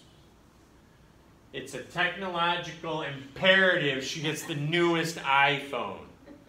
And I say, my dear, first of all, it's your money, spend it on whatever you want. But, because I sure as heck won't buy it for you. Why? It does the exact same thing as the 7 I'm not. that I have. Well, no, Yeah. it's a lot better. I'm not. How? Yeah. it can scan my face and unlock Yeah. the phone based off of my face. I can And then I say, and that's better? Face scanning technology is better. Dad, you just don't understand. You can Photoshop on the pictures on the new one. And is that worth $1,000? No, it's not. Well, I don't know. Is But it, that's if what they're she's doing selling. that, probably not. She's probably not going to be photoshopped. You wait till it's cheaper, because then it's still new to you, but Right. it's not as expensive. Yeah. Well, so you all Yeah, understand what I'm but saying. by then something else will be a lot newer. But that, yeah. I usually have to wait 2 years. And then to the point, they're only changing like 1 or 2 things on that phone, and then that's it. I know, but just using Apple as a wonderful example of tapping into, or going into this last slide, slide 29, capitalizing on adopters' values and needs, because a lot of it is perception. Remember, I mean, perception is people's reality. They build an imperative to diffuse their technology because someone out there wants it regardless of the cost. So that's, when you're thinking about it, the technological imperative. And that's alive and well in healthcare, especially in hospitals, especially in tertiary hospitals, where they want the newest, the greatest, the best, because it's the newest, it's the greatest, it's the best. They just do. So, technological imperative, it's been driving, the technological imperative has been driving the United States' superiority in healthcare. This is why the fact that people around the world are willing to pay for state-of-the-art is why GE Medical and well, all of them do so well, because someone is willing to spend the money on it. Now, what's interesting is I wonder if we're getting to a tipping point, because I don't know if you follow this, but anybody been watching what's happening at GE Medical? They're running into a little trouble. They're talking about moving some production and layoffs and things like that. I'm wondering, are we getting to a point where there just isn't enough money to warrant, that cutting edge stuff at the rate that they have? Someone will always want cutting edge. Maybe it's not worth to GE the investment anymore, which is tough because, jobs are related to it and stuff like that. So, all right, so what drives innovation? Beliefs and values. We live in a capitalistic country. We just do. Remember when we were talking about, I have to find my marker because I feel like I gotta do something with my hands. our anthrocultural beliefs and values are competition is good, capitalism is not bad, generating revenue and creating personal wealth is okay. That drives it. If people continue to drive that way,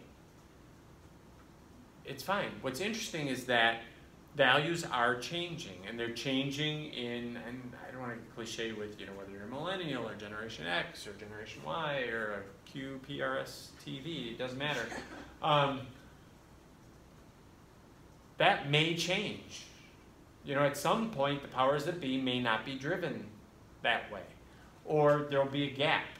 You'll have the, well, okay, can anybody think of anybody, I'm thinking of entrepreneurs that are driven by that in our country and is driving technological innovation because it's who they are, it's what they do, regardless. What the heck is his name? Elon Musk? That's who I was thinking of. Musk, he's in the news like crazy now. He's Tesla, you know, the Tesla guy. You know, he's driving it, and he's more, bigger, better is driving it.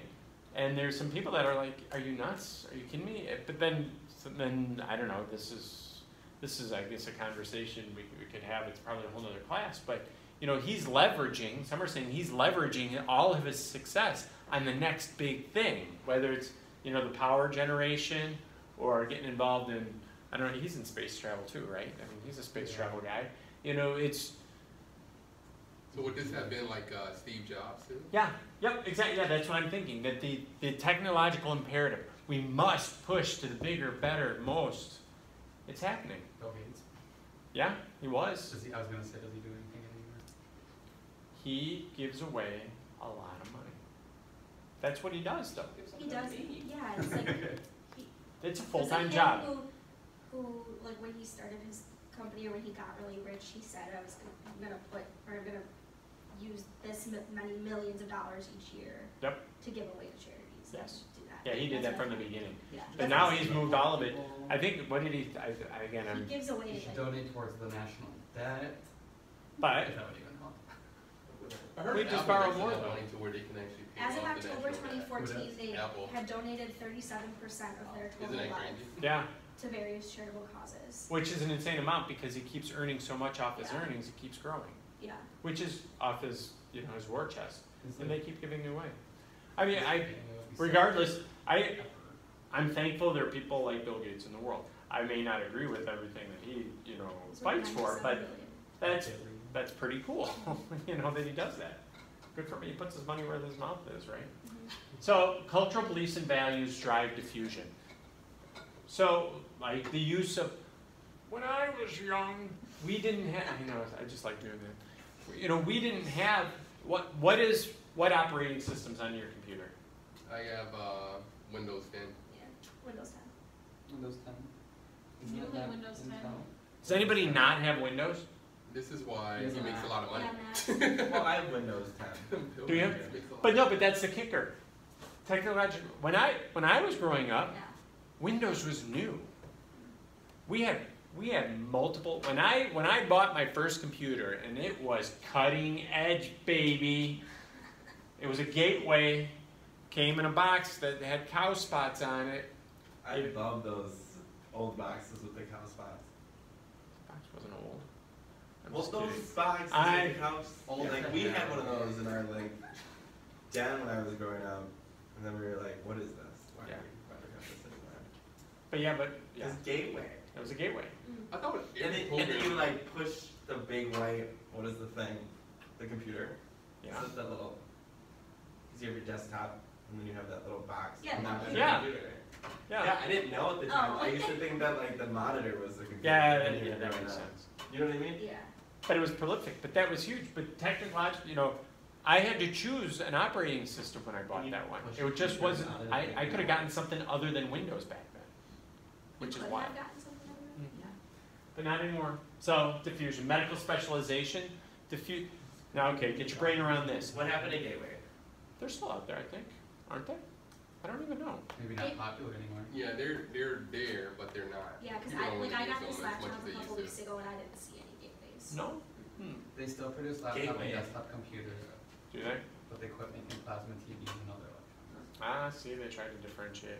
Bad idea.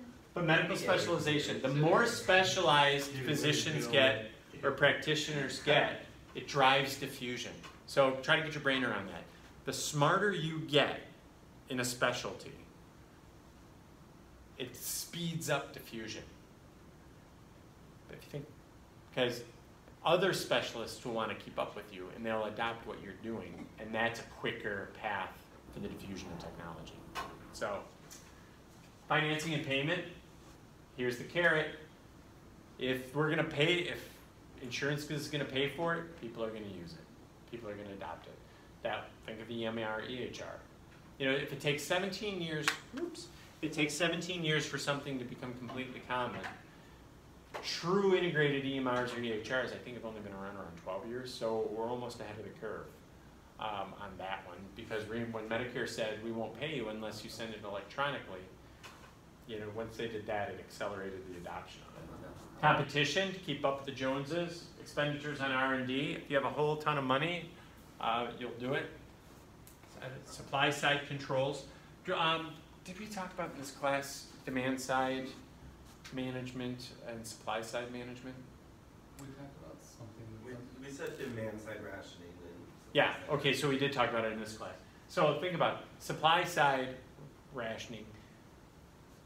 It actually is a diffusion control. If you're controlling access of supply of something, or you're widening it, like think of Cerner and Epic, you know, if you widen or contract it and you're only one of 5 games in town, you can control diffusion if the rest of the market is going that way. Does that make sense? That's where size Can you really matters. re-explain that? Sure. Okay. Does anybody? Did you get it? Someone. Okay. So maybe you can explain it better than I can. So okay. So remember supply. Let's think about. We're going to control. How do I pick something really simple? So cardiac catheterizations. Simple. It's a procedure. So a heart procedure. So let's just call it a heart procedure. What if you need a heart procedure done, like a cardiac cath? What do you absolutely have to have? Do you need a heart monitor? Sure. Okay. You need a monitor. What else would you need? An EKG? I mean, I don't know if you're talking about like. Well, I tests mean, or- I'm just making a list of stuff that you need. What else do you need? Cardiologist? Yes, exactly. You need a doctor. Yes. Yes, you need a doctor. Yeah, well, one would hope, unless you're doing it You need televised to- and someone else. So you need a doctor. The catheter. Do you need a referral? Yes, but I don't want to put that up there because that doesn't fit what I'm talking about. Fine. What did The you say? catheter. Yep, you need the catheter. Okay, so there. Now we have some things. So Why do you need a catheter? Because that's you're having a catheterization. On your heart. you're thinking of a different kind of catheter. You can Yeah. put a catheter in anything. Yes, You can. you But can. not just for your Exactly. urethra. Yeah. You need to work in healthcare. Urethra putting. Does Yeah. that sound awful? It does sound awful. But let's focus on this example. So, Do they put you under for that? Oh my goodness. I'm sorry. So, on supply side, if you're thinking about technology, you know you have so many different kinds of, let's say there are 3 manufacturers of, let's use catheters, because you know, that's a fun thing to think about. There's 3 manufacturers of these things. So there's 3 manufacturers. You want it diffused. Maybe if somehow you can control which catheter the docs will choose, you can drive diffusion. Does that make sense? You can drive whether or not they're going to be used in other places. And you can do that through best practices. You can do that through research. You can do that through reimbursement and payment. Because if you can get more docs to use your catheter, it becomes self-perpetuating. Because people will get used to it, best practices will be out there, you can do it with anything that you can do to boost up the supply of your catheter being used in surgeries across the country. Once you get into the cycle, becomes standard practice that's one that you use. That makes sense? That makes sense. So like, if you're a catheter company, you give more of a discount to a teaching hospital. Sure. Yep. Because good most example. people get used those. Good example. To, or how about, okay. you know, for the next 2 years, I'm going to give away the catheters. I'm going to flood the market so that every hospital decides to take advantage of the free catheter thing. And then all of a sudden, people stop buying them from the other catheter companies. And those other catheter companies, what happens to them? They Go out of business. They own their business, and boom, all of a sudden. So that's not legal, by the way. You can't do that. But that's a supreme example of supply side diffusion. Remember EpiPens? Anybody remember know about the EpiPen thing? Didn't they You know? jack the price up by like Yeah. 100%, so then the generic one, people are buying that one? Yeah. Yeah, it was crazy. My brother needed an EpiPen, and he was allergic to bees when he was little, but we didn't know anymore if he was allergic. Yeah, you don't want to risk it though, right? Well, Because there goes Jimmy. We did. And when the prices got higher, my mom was like, "We're not gonna buy the EpiPen. We're just gonna hope you don't get stuck." Yeah, That's kind of what I was saying. I'm allergic to bees. Yeah. I don't Stay buy- inside. Then when did that give the generic? I'm allergic to bees. I don't buy it on hand. No. You're not that allergic? Okay, watch yourself, please. Thank you. Wouldn't it buying the generic one make them get more business then? Make who get more business? Oh, the generic company? Yeah. Oh yeah, theoretically. So then, how was that like a smart move on the EpiPen's part? Oh, it wasn't. Oh. I don't know. If Well, did what that they as so marketing hold it. strategy. So, but I don't know. Did they manufacture the generic one? They didn't manufacture the generic one right away. It's like It every took them a pen while. still had their a certain amount of time that they would have before the generic one would be able to come out, and so they basically boosted up the prices for then, and then they're like relatively going down. Yeah. But that But- yeah, It's just like really. they made a crud load of money. Other things that works on diffusion is government policy. If you make something illegal or against policy, then people aren't going to use it and they go out of business. So that's where like the FDA comes in, Food and Drug Administration, who have to authorize stuff in order to be able to use it.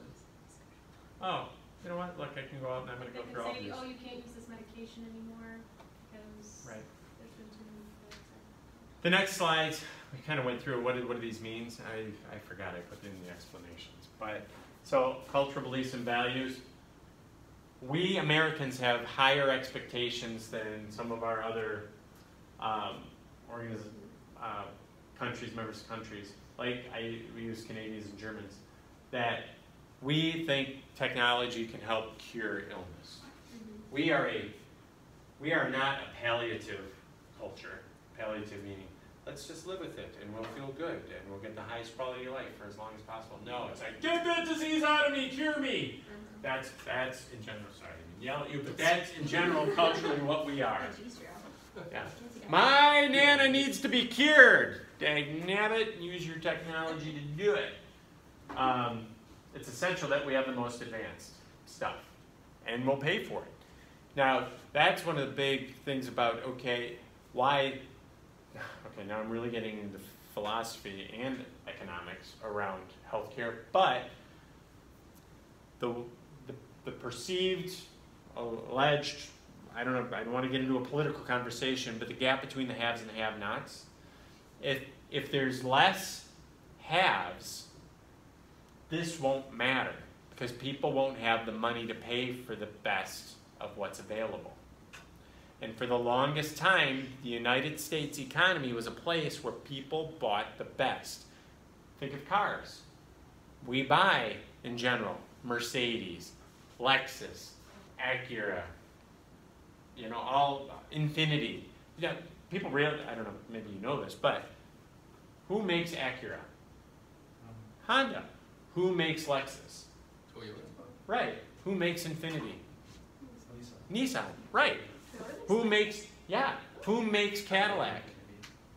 GM. Right. Who makes Chevrolet? Exactly.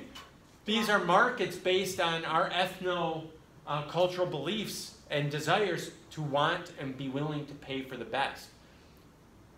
GM used to have 4 more car companies under them that you guys probably don't even know about, but they went out of business long ago because the squish, people don't want, they don't want an Oldsmobile anymore. They don't want a Pontiac anymore. Which were and they were basically the same models, just with different packages on it. So, there, food for thought. But, so think about it from a whole system standpoint. You got to have people that have money and the consumers to pay for it. And in our country, remember we have when we're talking about health care, you had your employers and you had your insurance companies, and now we'll put people, because for the longest time, people were insulated from the actual cost of health care. Employers were really taking on a bigger portion of the cost, and our cultural belief was pay for the best, get the best, all that kind of best. Costs got to the point and the economy started to slow down, and then people started to realize what the actual cost was, and people they don't have as much money to spend on it. And companies don't have as much to spend on it. So that has an effect on how fast we'll develop new technology and how quickly it'll diffuse. Does that make sense? I find it exciting, but it looked like I lost you. Did I lose you? Do you understand why our economy as a whole, the amount of money you have in your pocket and what your insurance company will cover, how that affects the diffusion of technology and the development and the diffusion of new technology? Because that's a big thing. That's why on a world market it matters. It matters for a lot of things, but definitely medical stuff. And use the example here. Germans are like, rub some dirt in it and live for a while. They might, when their number comes up, they might choose to pay for it, but every single hospital in their city doesn't have a PET scanner because not everybody has cancer. So, right. So like what you're saying. So my friend works as a radiation therapist at the Mayo Clinic, and they use proton therapy. yep. And a lot of insurances still don't have that worked out, even though it's data shows that it's more accurate and more effective than traditional chemo. Yep, and there's less complications, right. And especially when you're working on But it's tender just sensitive areas, quality of life. They're not going to expand that to other hospitals, aren't going to expand that until it's getting paid for by insurance. Right. But that's what makes the Mayo Clinic amazing, sometimes. Yeah, because you can get it there. Right. And if you're willing to pay for it, and a lot of people still are, they will fly across the country, they'll fly across the world to get it. And that's what you're talking about, is that it's waiting for it to be covered by insurance. Right. For it to get into the place. Because once it is, then other people will start providing proton therapy and it'll diffuse into the market. Exactly, that is a great example. And it's because the closest proton therapy place is in Northern Illinois. That's the closest place. And then Mayo. And they advertise like crazy on the radio. And they push pediatrics and men because those are the ones that, they're the most effective on, I guess. I know. Who would have thunk? So the medical model is reinforced by it. All right, so that's anthrocultural. Man, those are big words.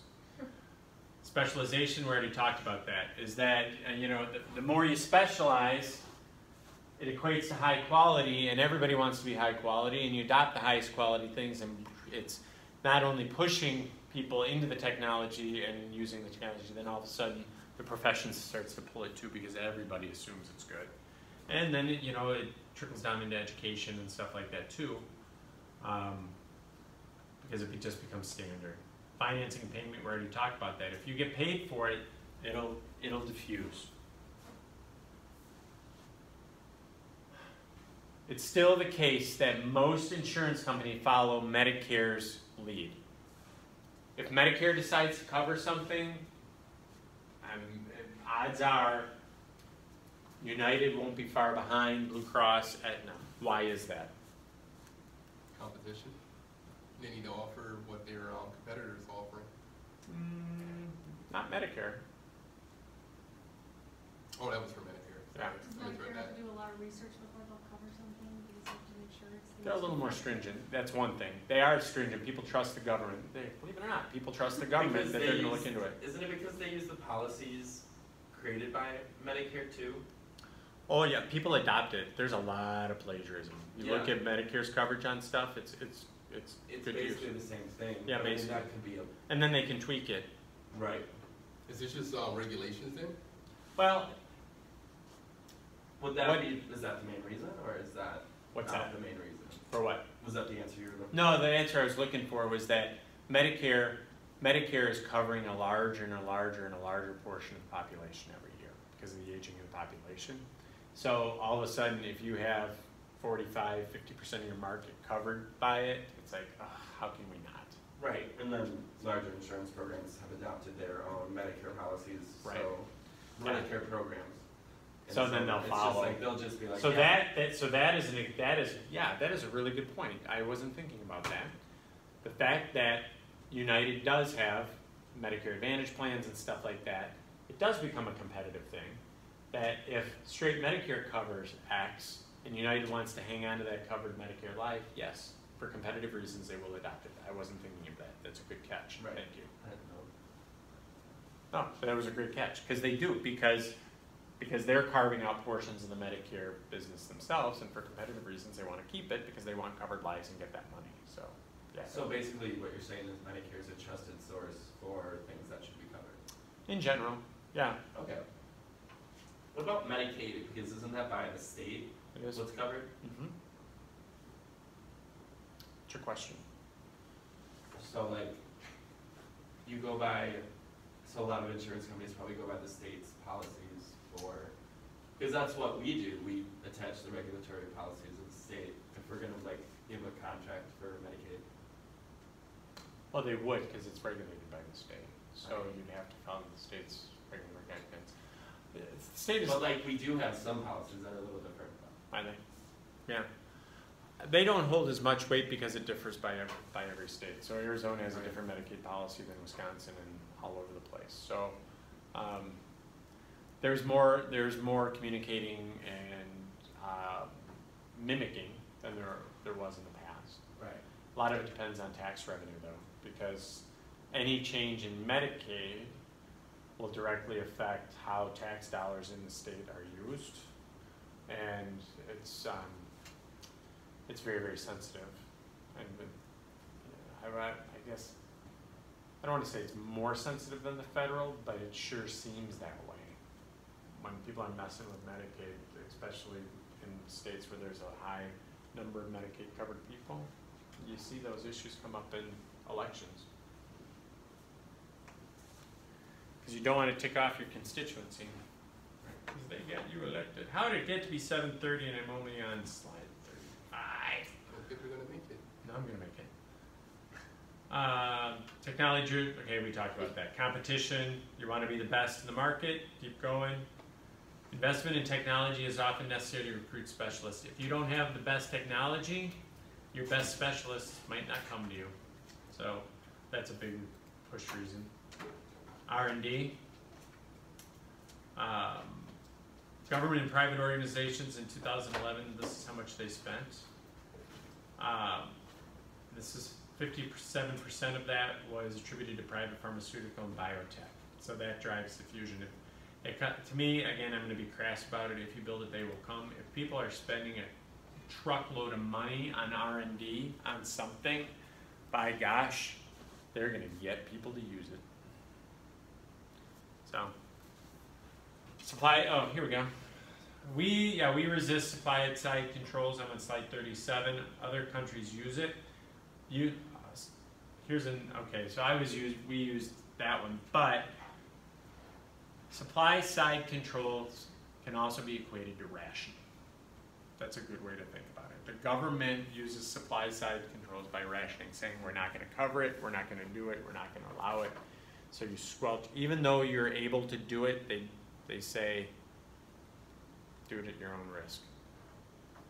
That's like Medicare not covering something that's really, really expensive could be considered a supply side control. If you're not paying, if you don't have a policy to allow that to be paid for by Medicare, there isn't a big enough market for it. So therefore people don't go into that business, so there's no supply. Does that make sense? If you like economics, healthcare economics, I think would be fascinating. Regulations, we talked about FDA. If the FDA approves it, it gets used. If it doesn't, it doesn't. It's experimental. Regulations, this is a really, I think it's a pretty cool table to look at on page 172. On slide 39 has a primer on regulation of drugs and devices. This is good. There are different kinds of medical devices, class 1s, class 2s, and class 3s. You can read that as well as I. Class 1 is this is the least restrictive, this is the most restrictive. Can anybody think of a class where the FDA, is this just, I was going to use it as an example, now I have to remember what it was. An example where a supplement or a drug or something makes a claim, but it turns out that it's kind of fraudulent, and then they have to stop using certain words. Makes me think of a lot of weight loss. Yep, exactly. That's where I was going with it. Yeah, they make claims, and then it's proved that it doesn't work. So what they have to do is they have to take those words off and call it something else. That'd be like a class 1. Where class 3 is where you have to have pre-market approval. This is where they do all those experiments and make sure that it actually does what there's enough correlation between what it's supposed to do and what the outcomes are in order to approve it. So those are the classes. Medical devices, 41, healthcare facilities. When something goes wrong with a medical device, we have to report it. Is that like those mesh bladder slings? Yep, exactly. Yeah, exactly. Well, oh yeah, like if you were injured in it, whatever, well, those are people just chasing the problems, but trying, But if you're in a healthcare organization and you have any technology or any apparatus or anything that comes into contact with a patient on a regular basis, odds are, if you're taking Medicare or Medicaid money, you have to have some sort of evaluation or assessment of it every year. I mean, we always did. When I ran therapy clinics, we had to have an outside source come in and make sure all our e-stim machines or even our exercise equipment, passed muster, and we'd report on that. And if something broke or something happened on a piece of equipment or with a piece of equipment and it injured someone, we'd have to report it. Does that make sense? And that's under the 1990 State Medical Devices Act. So before that, you didn't have to. Biologics. Laws that apply to biologics, these are it. Those are like drugs, topicals, stuff like that. The Affordable Care Act and Medical Technology. This was a gigantic discussion point when the Affordable Care came out, Affordable Care Act was coming out. Part of it was being funded is through an excise tax. There's a 2.3% tax on certain medical devices. So, does that mean, it's sort of, think of it as the stadium tax. Is everybody familiar with the stadium tax? Okay. Miller Park or Pfizer Forum, downtown. For certain things that are sold, like hotel rooms and food and stuff like that, there's a tax that for a certain period of time you pay it. Those consumers that use and buy that stuff in that area pay an additional amount. It's like an added sales tax that goes to help offset the cost of building those venues. Affordable Care Act put an excise tax on certain medical devices, probably the very profitable high-yield ones, to help fund the covering of health care for underinsured or uninsured populations. And that raised a huge stink. Because it made, so let's say you're a medical device company, all of a sudden without you doing anything, the cost of your device just went up 2.3%. They didn't like that. So, so that's HCA. And then the Biologics Price Competition and Innovation Act, you can read that, is that it regulates biosimilars. Aren't these great words? Biosimilar is like generics. Like a spelling bee. We should. Could you use that in a sentence, please? And then in 2012, it authorized a user fee for pre-marketing and review of those things. Because so many things were coming out so quickly, they needed to be able to fund checking the stuff out to keep people safe. So that's what that was. Certificate of need.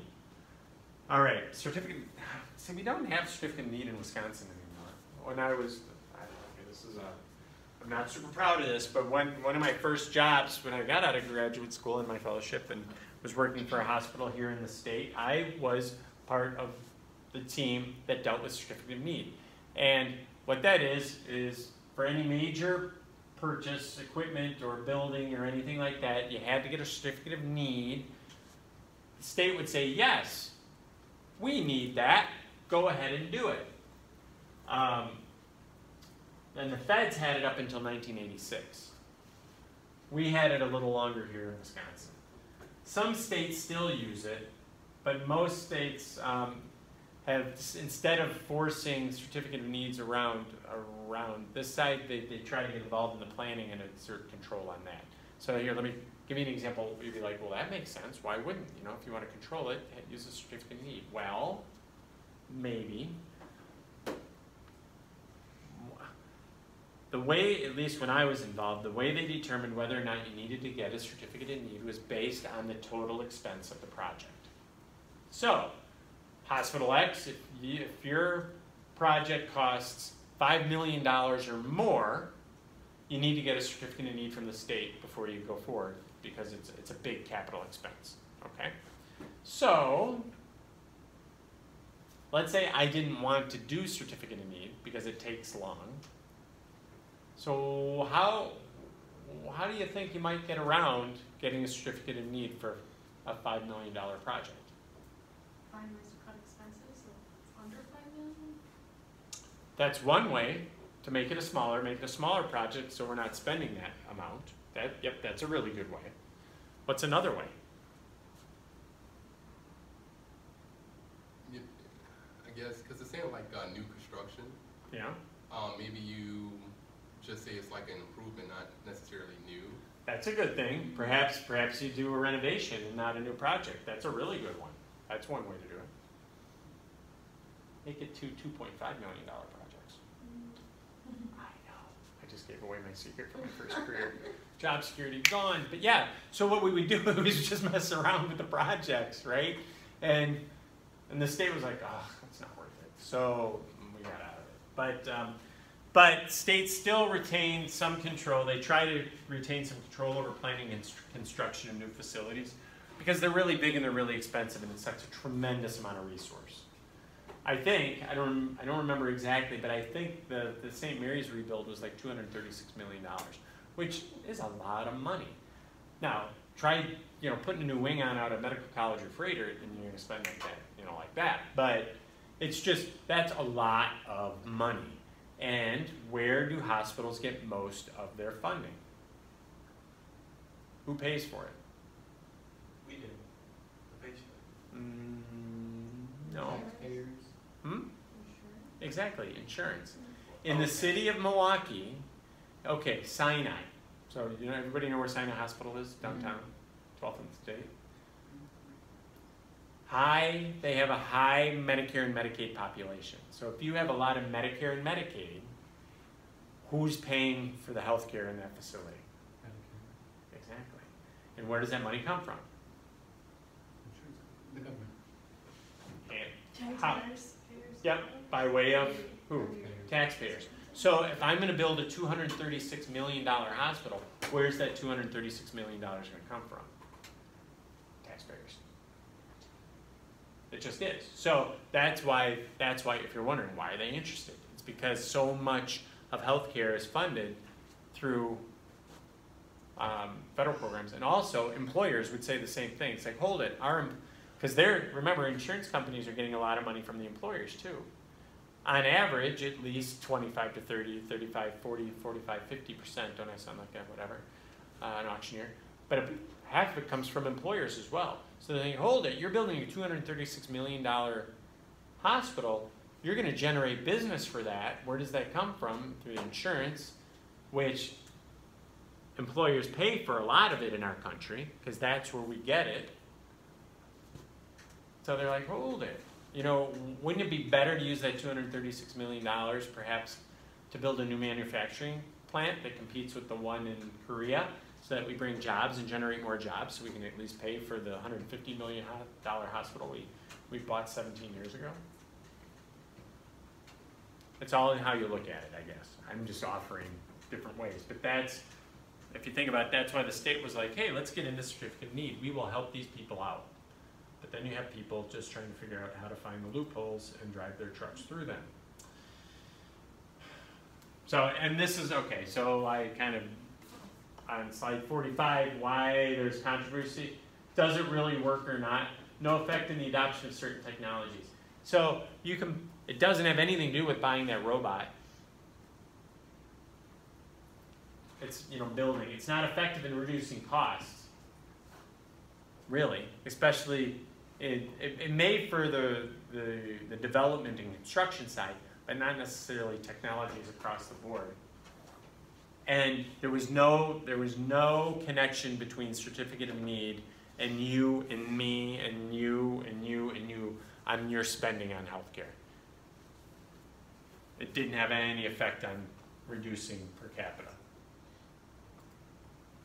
Research. Who does that? Agency for Healthcare Research and Quality. This is what they do. Slide 46.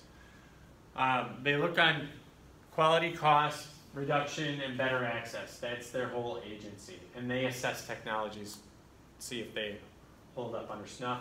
NIH is a division of the Department of Health and Human Services. I don't know if you knew that. People say we got an NIH grant, which is a really big deal. They are part of the government that helps fund and support applied biomedical research. So there's actually a couple of professors here at UWM, one of them in your department, who is really good at getting NIH funding. He's getting money from the federal government, which comes from taxes, going through a development arm to research new and better ways to care for people. His name is Scott Stratt. He's a really good guy, if you find him. But that's what NIH does. And if you ever have a chance to go to Washington,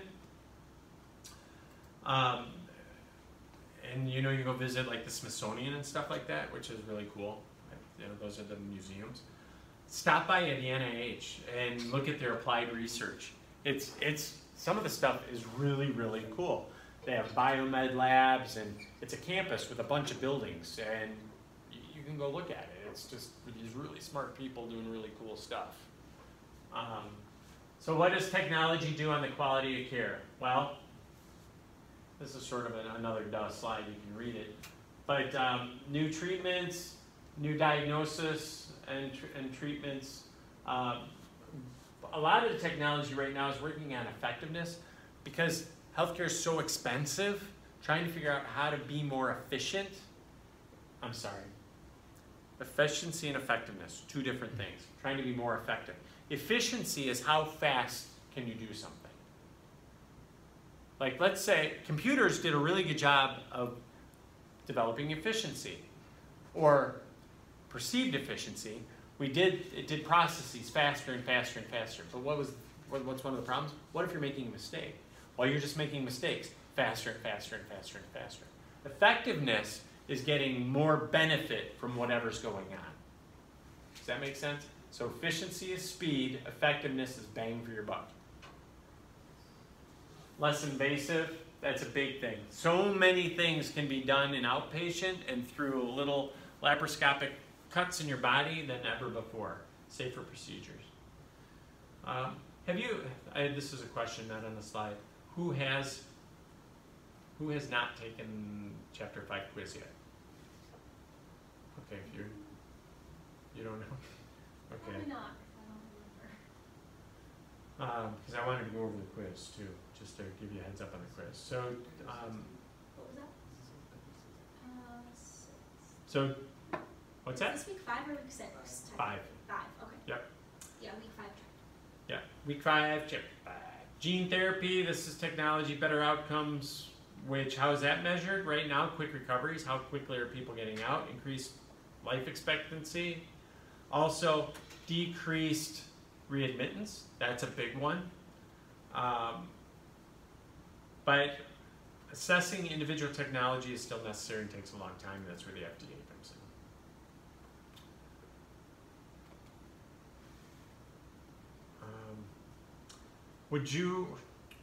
How would you feel about me taking the next 15 or 20 minutes to go through the quiz for preparation instead of going through the slides? Or would you like me to continue to go through the slides? You can do the quiz for preparation. Would you prefer that? Okay, I don't mind at all. So, sorry people who are watching the video, I'm on slide 49. I'm gonna now switch over to going over the quiz, which if you stayed with it this long, you'd be like, oh, that's cool. I hope. That was worth it. Maybe. We'll find out.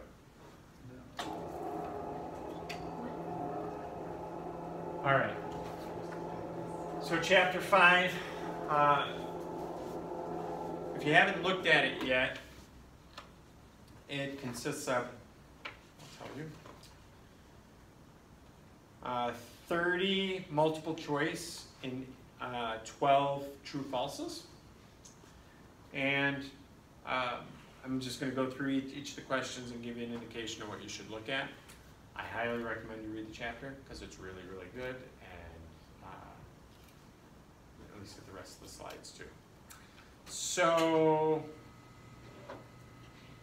let's start on medical technology. Just know fundamentally what the definition of medical technology is and what its purpose is, and know the advantages of the EHR. Why would organizations even want to adopt it? And also knowing what the definition of interoperability is would be really, really helpful. Know what HIPAA is and what its purpose was.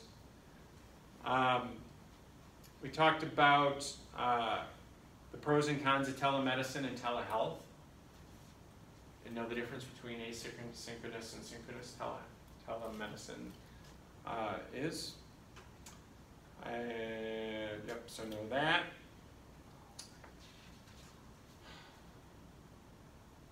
Know what Stark laws are. Oh, I didn't even talk about that. We didn't get to that. Oh, those are exciting. Stark laws rock. The expectations, know about, we talked about it, the expectation of Americans in their healthcare and what makes us different than other countries, and what does that fall under. So anybody, let's talk a little bit about Stark laws. Do you know what Stark laws are? Anybody? I've learned about them, but I can't think of them right now. What do they have to do with? Self-referral. So, imagine you are a radiologist, and what do radiologists do? They read medical imaging. Right, they read medical images. They may not even take the picture, right? No, they don't. They just read it. Yeah. So, you got 3 kids, they all want to go to private school. You're like, I just can't make it on my salary as a doctor. So, I'm going to open an imaging center. Makes sense. I'm a radiologist, I open an imaging center. Stark law governs how and whether a radiologist can refer to an imaging center that they own. Does that make sense? Referring patients to. You would think. So, I use that as an app, but you could call it, you could use a surgeon, you could use a urologist, you know, it's just providers. So Stark laws are around self-referral. So, know what supply side rationing and demand side rationing is?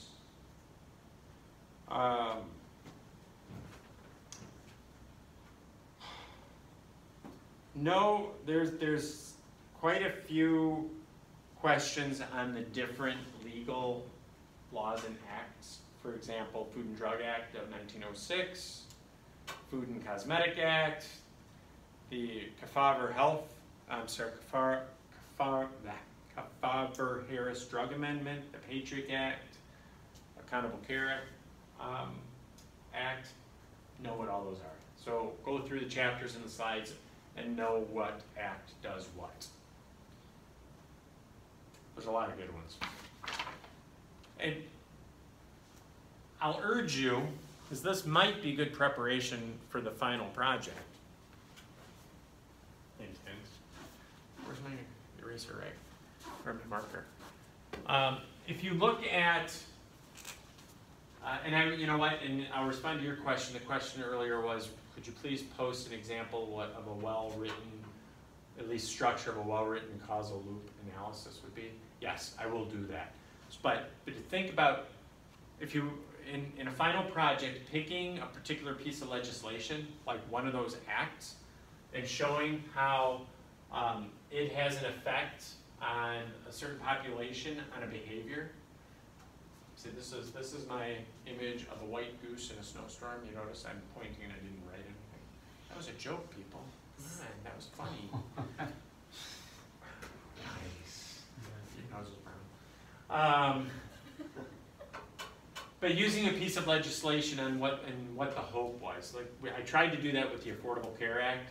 That the Affordable Care Act, in the causal loop, I wasn't so much looking for the whole act itself, but perhaps on what did it do to the insured population? What did it do for medical reimbursement? What did it do for taxes?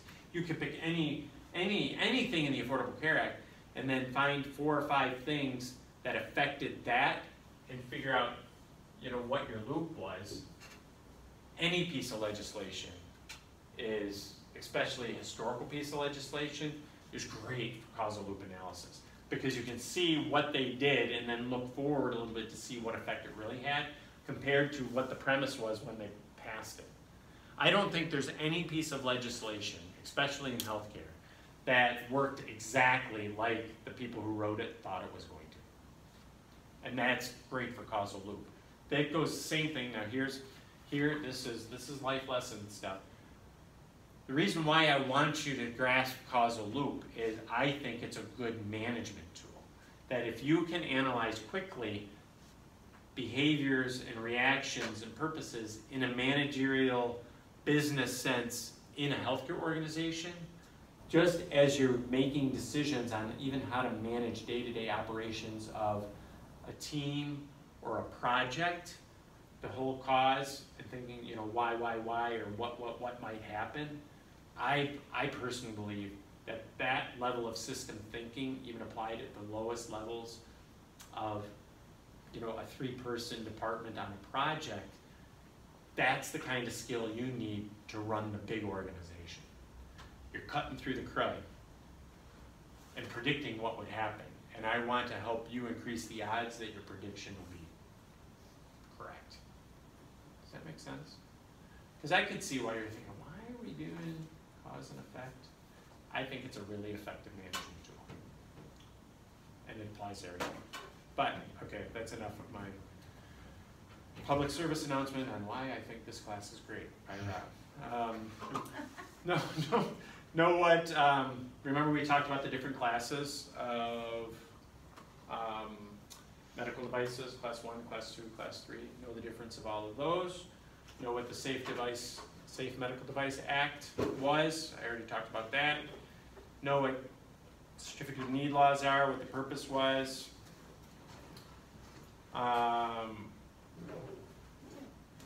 Know what the National Institutes of Health is. Know what the Agency for Health Research and Quality is. Know what the Institute of Medicine is.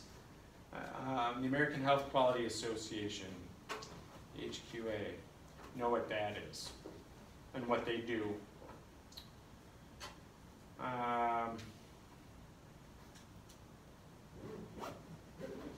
In the chapter and in the slides, there is a golden question. What has the greatest impact on system-wide healthcare costs? And I'm talking wide system. So I'm talking about, is it the cost of technology? Is it the use of technology? Is it the increase in health status of consumers or patients? Somewhere in the stuff, it says this is the most, if you can do this, it'll have the biggest effect on healthcare costs. That's an important one.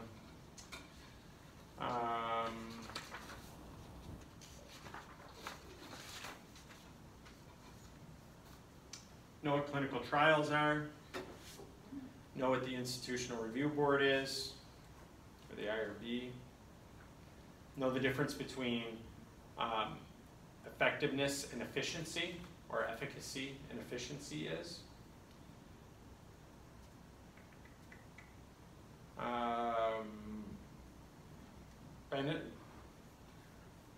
There's a section in the book and in the slides that talks about cost benefit, which is another system analysis, cost benefit analysis. Has anybody ever heard about that? Cost benefit analysis? It is exactly what it says. If something costs this much, how much benefit should we expect? Or, if I'm going to invest this much, how much, if I have to know what level of benefit do I need to achieve in order to warrant spending that money. So thinking about going out to dinner. So you know you can have a very fine meal of ramen noodles and raw carrots for what? You'll be full, right? For about $2. $2, that's great. Woo, I'm full, I'm halfway sort of healthy, maybe, maybe not. But, or do you go, let's say, to Panera? Now, does anybody know what the average cost of a Panera stop is? $10. Yeah, I'd say probably between, $9, $10, $12. So, what's the benefit of spending the $10 at Panera versus the $2 for the carrots and ramen? Better quality. Taste better. Sometimes. So, but no, but that's, Ramen is delicious. but I'm just saying that that's the cost-benefit analysis, and it's very subjective. And in our anthrocultural community or environment that wants the best of everything, sometimes it's the common good would say, spend the $10 at Panera, man. It's the best. It's worth every penny. But maybe it's not. That's where it's really, really subjective on cost. But you, as a future manager, director, supervisor, CEO, have to determine the cost benefit of not only the purchases, but also actions. You have a CNA, you have an RN who eats their young. Totally mean, happens to be your supervisor on second shift. Well, I was like, I'm taking this very literally here, Rob. Sorry, second shift, and is really, really mean Yeah, okay. to all the rest of the staff. That's what I mean by Thank eats you. your young. Okay. Did you think it's their young? Yeah, that's what I heard. Isn't That's that what I you said. Yeah. Yeah. That's a common human resource Yeah. phrase. Okay. If they eat Eats their the young. young, Anyway, is that moving like on, moving eats on. the younger staff? Yeah, they're just Okay. mean. They chew them up and spit them out. What's the cost benefit of keeping that person? You know, you fire that person and morale goes up, but you don't have an RN. RNs are really hard to find. But what if the human resources person is really close with that person? Exactly. Causal loop. Yeah. What's the cost benefit? And what do you look at? Yes. Well, you're gonna stop hiring so many new people because you would hope that your retention would go up. Maybe. Staff. I mean, Also- all I'm trying to do is point out that that is a total managerial causal loop process you can go through, and there's a cost benefit.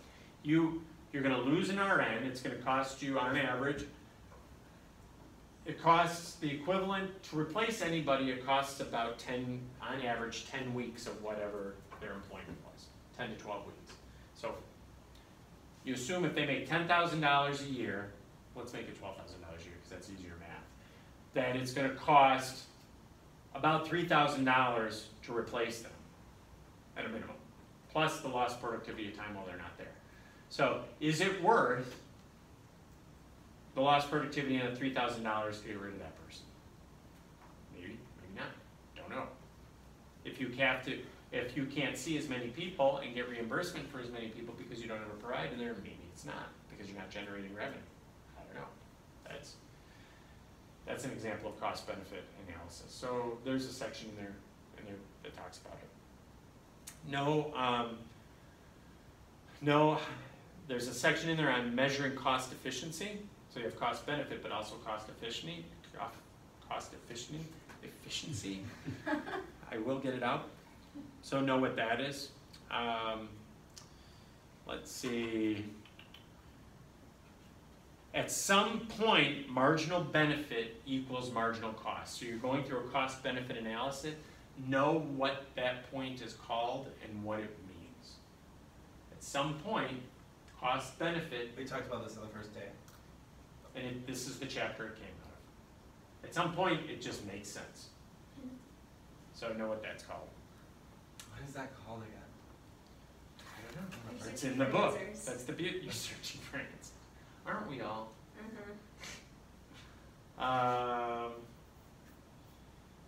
Know who basically, what segment of the market conducts health technology assessments. Quality, ooh, this is a good one. Quality adjusted life years. Oh, man, there's so much. We should do a whole nother 3 hours on I this kept stuff. thinking light years when I heard that, Did you? and I was like, puzzling. Quality adjusted life years. Know what that is? And know what an HTA organization is. Where are we on time? My watch stopped. We have 2 minutes left. I got so excited my battery went All right. Questions, thoughts, comments? Sorry I didn't get through all the stuff, but at least we covered the topics in the quiz. You can look it up. You do have the PowerPoint. All right, so for next week, well, hang on, I'm signing off. Bye, everybody. Everybody say goodbye. Bye. Bye. Later.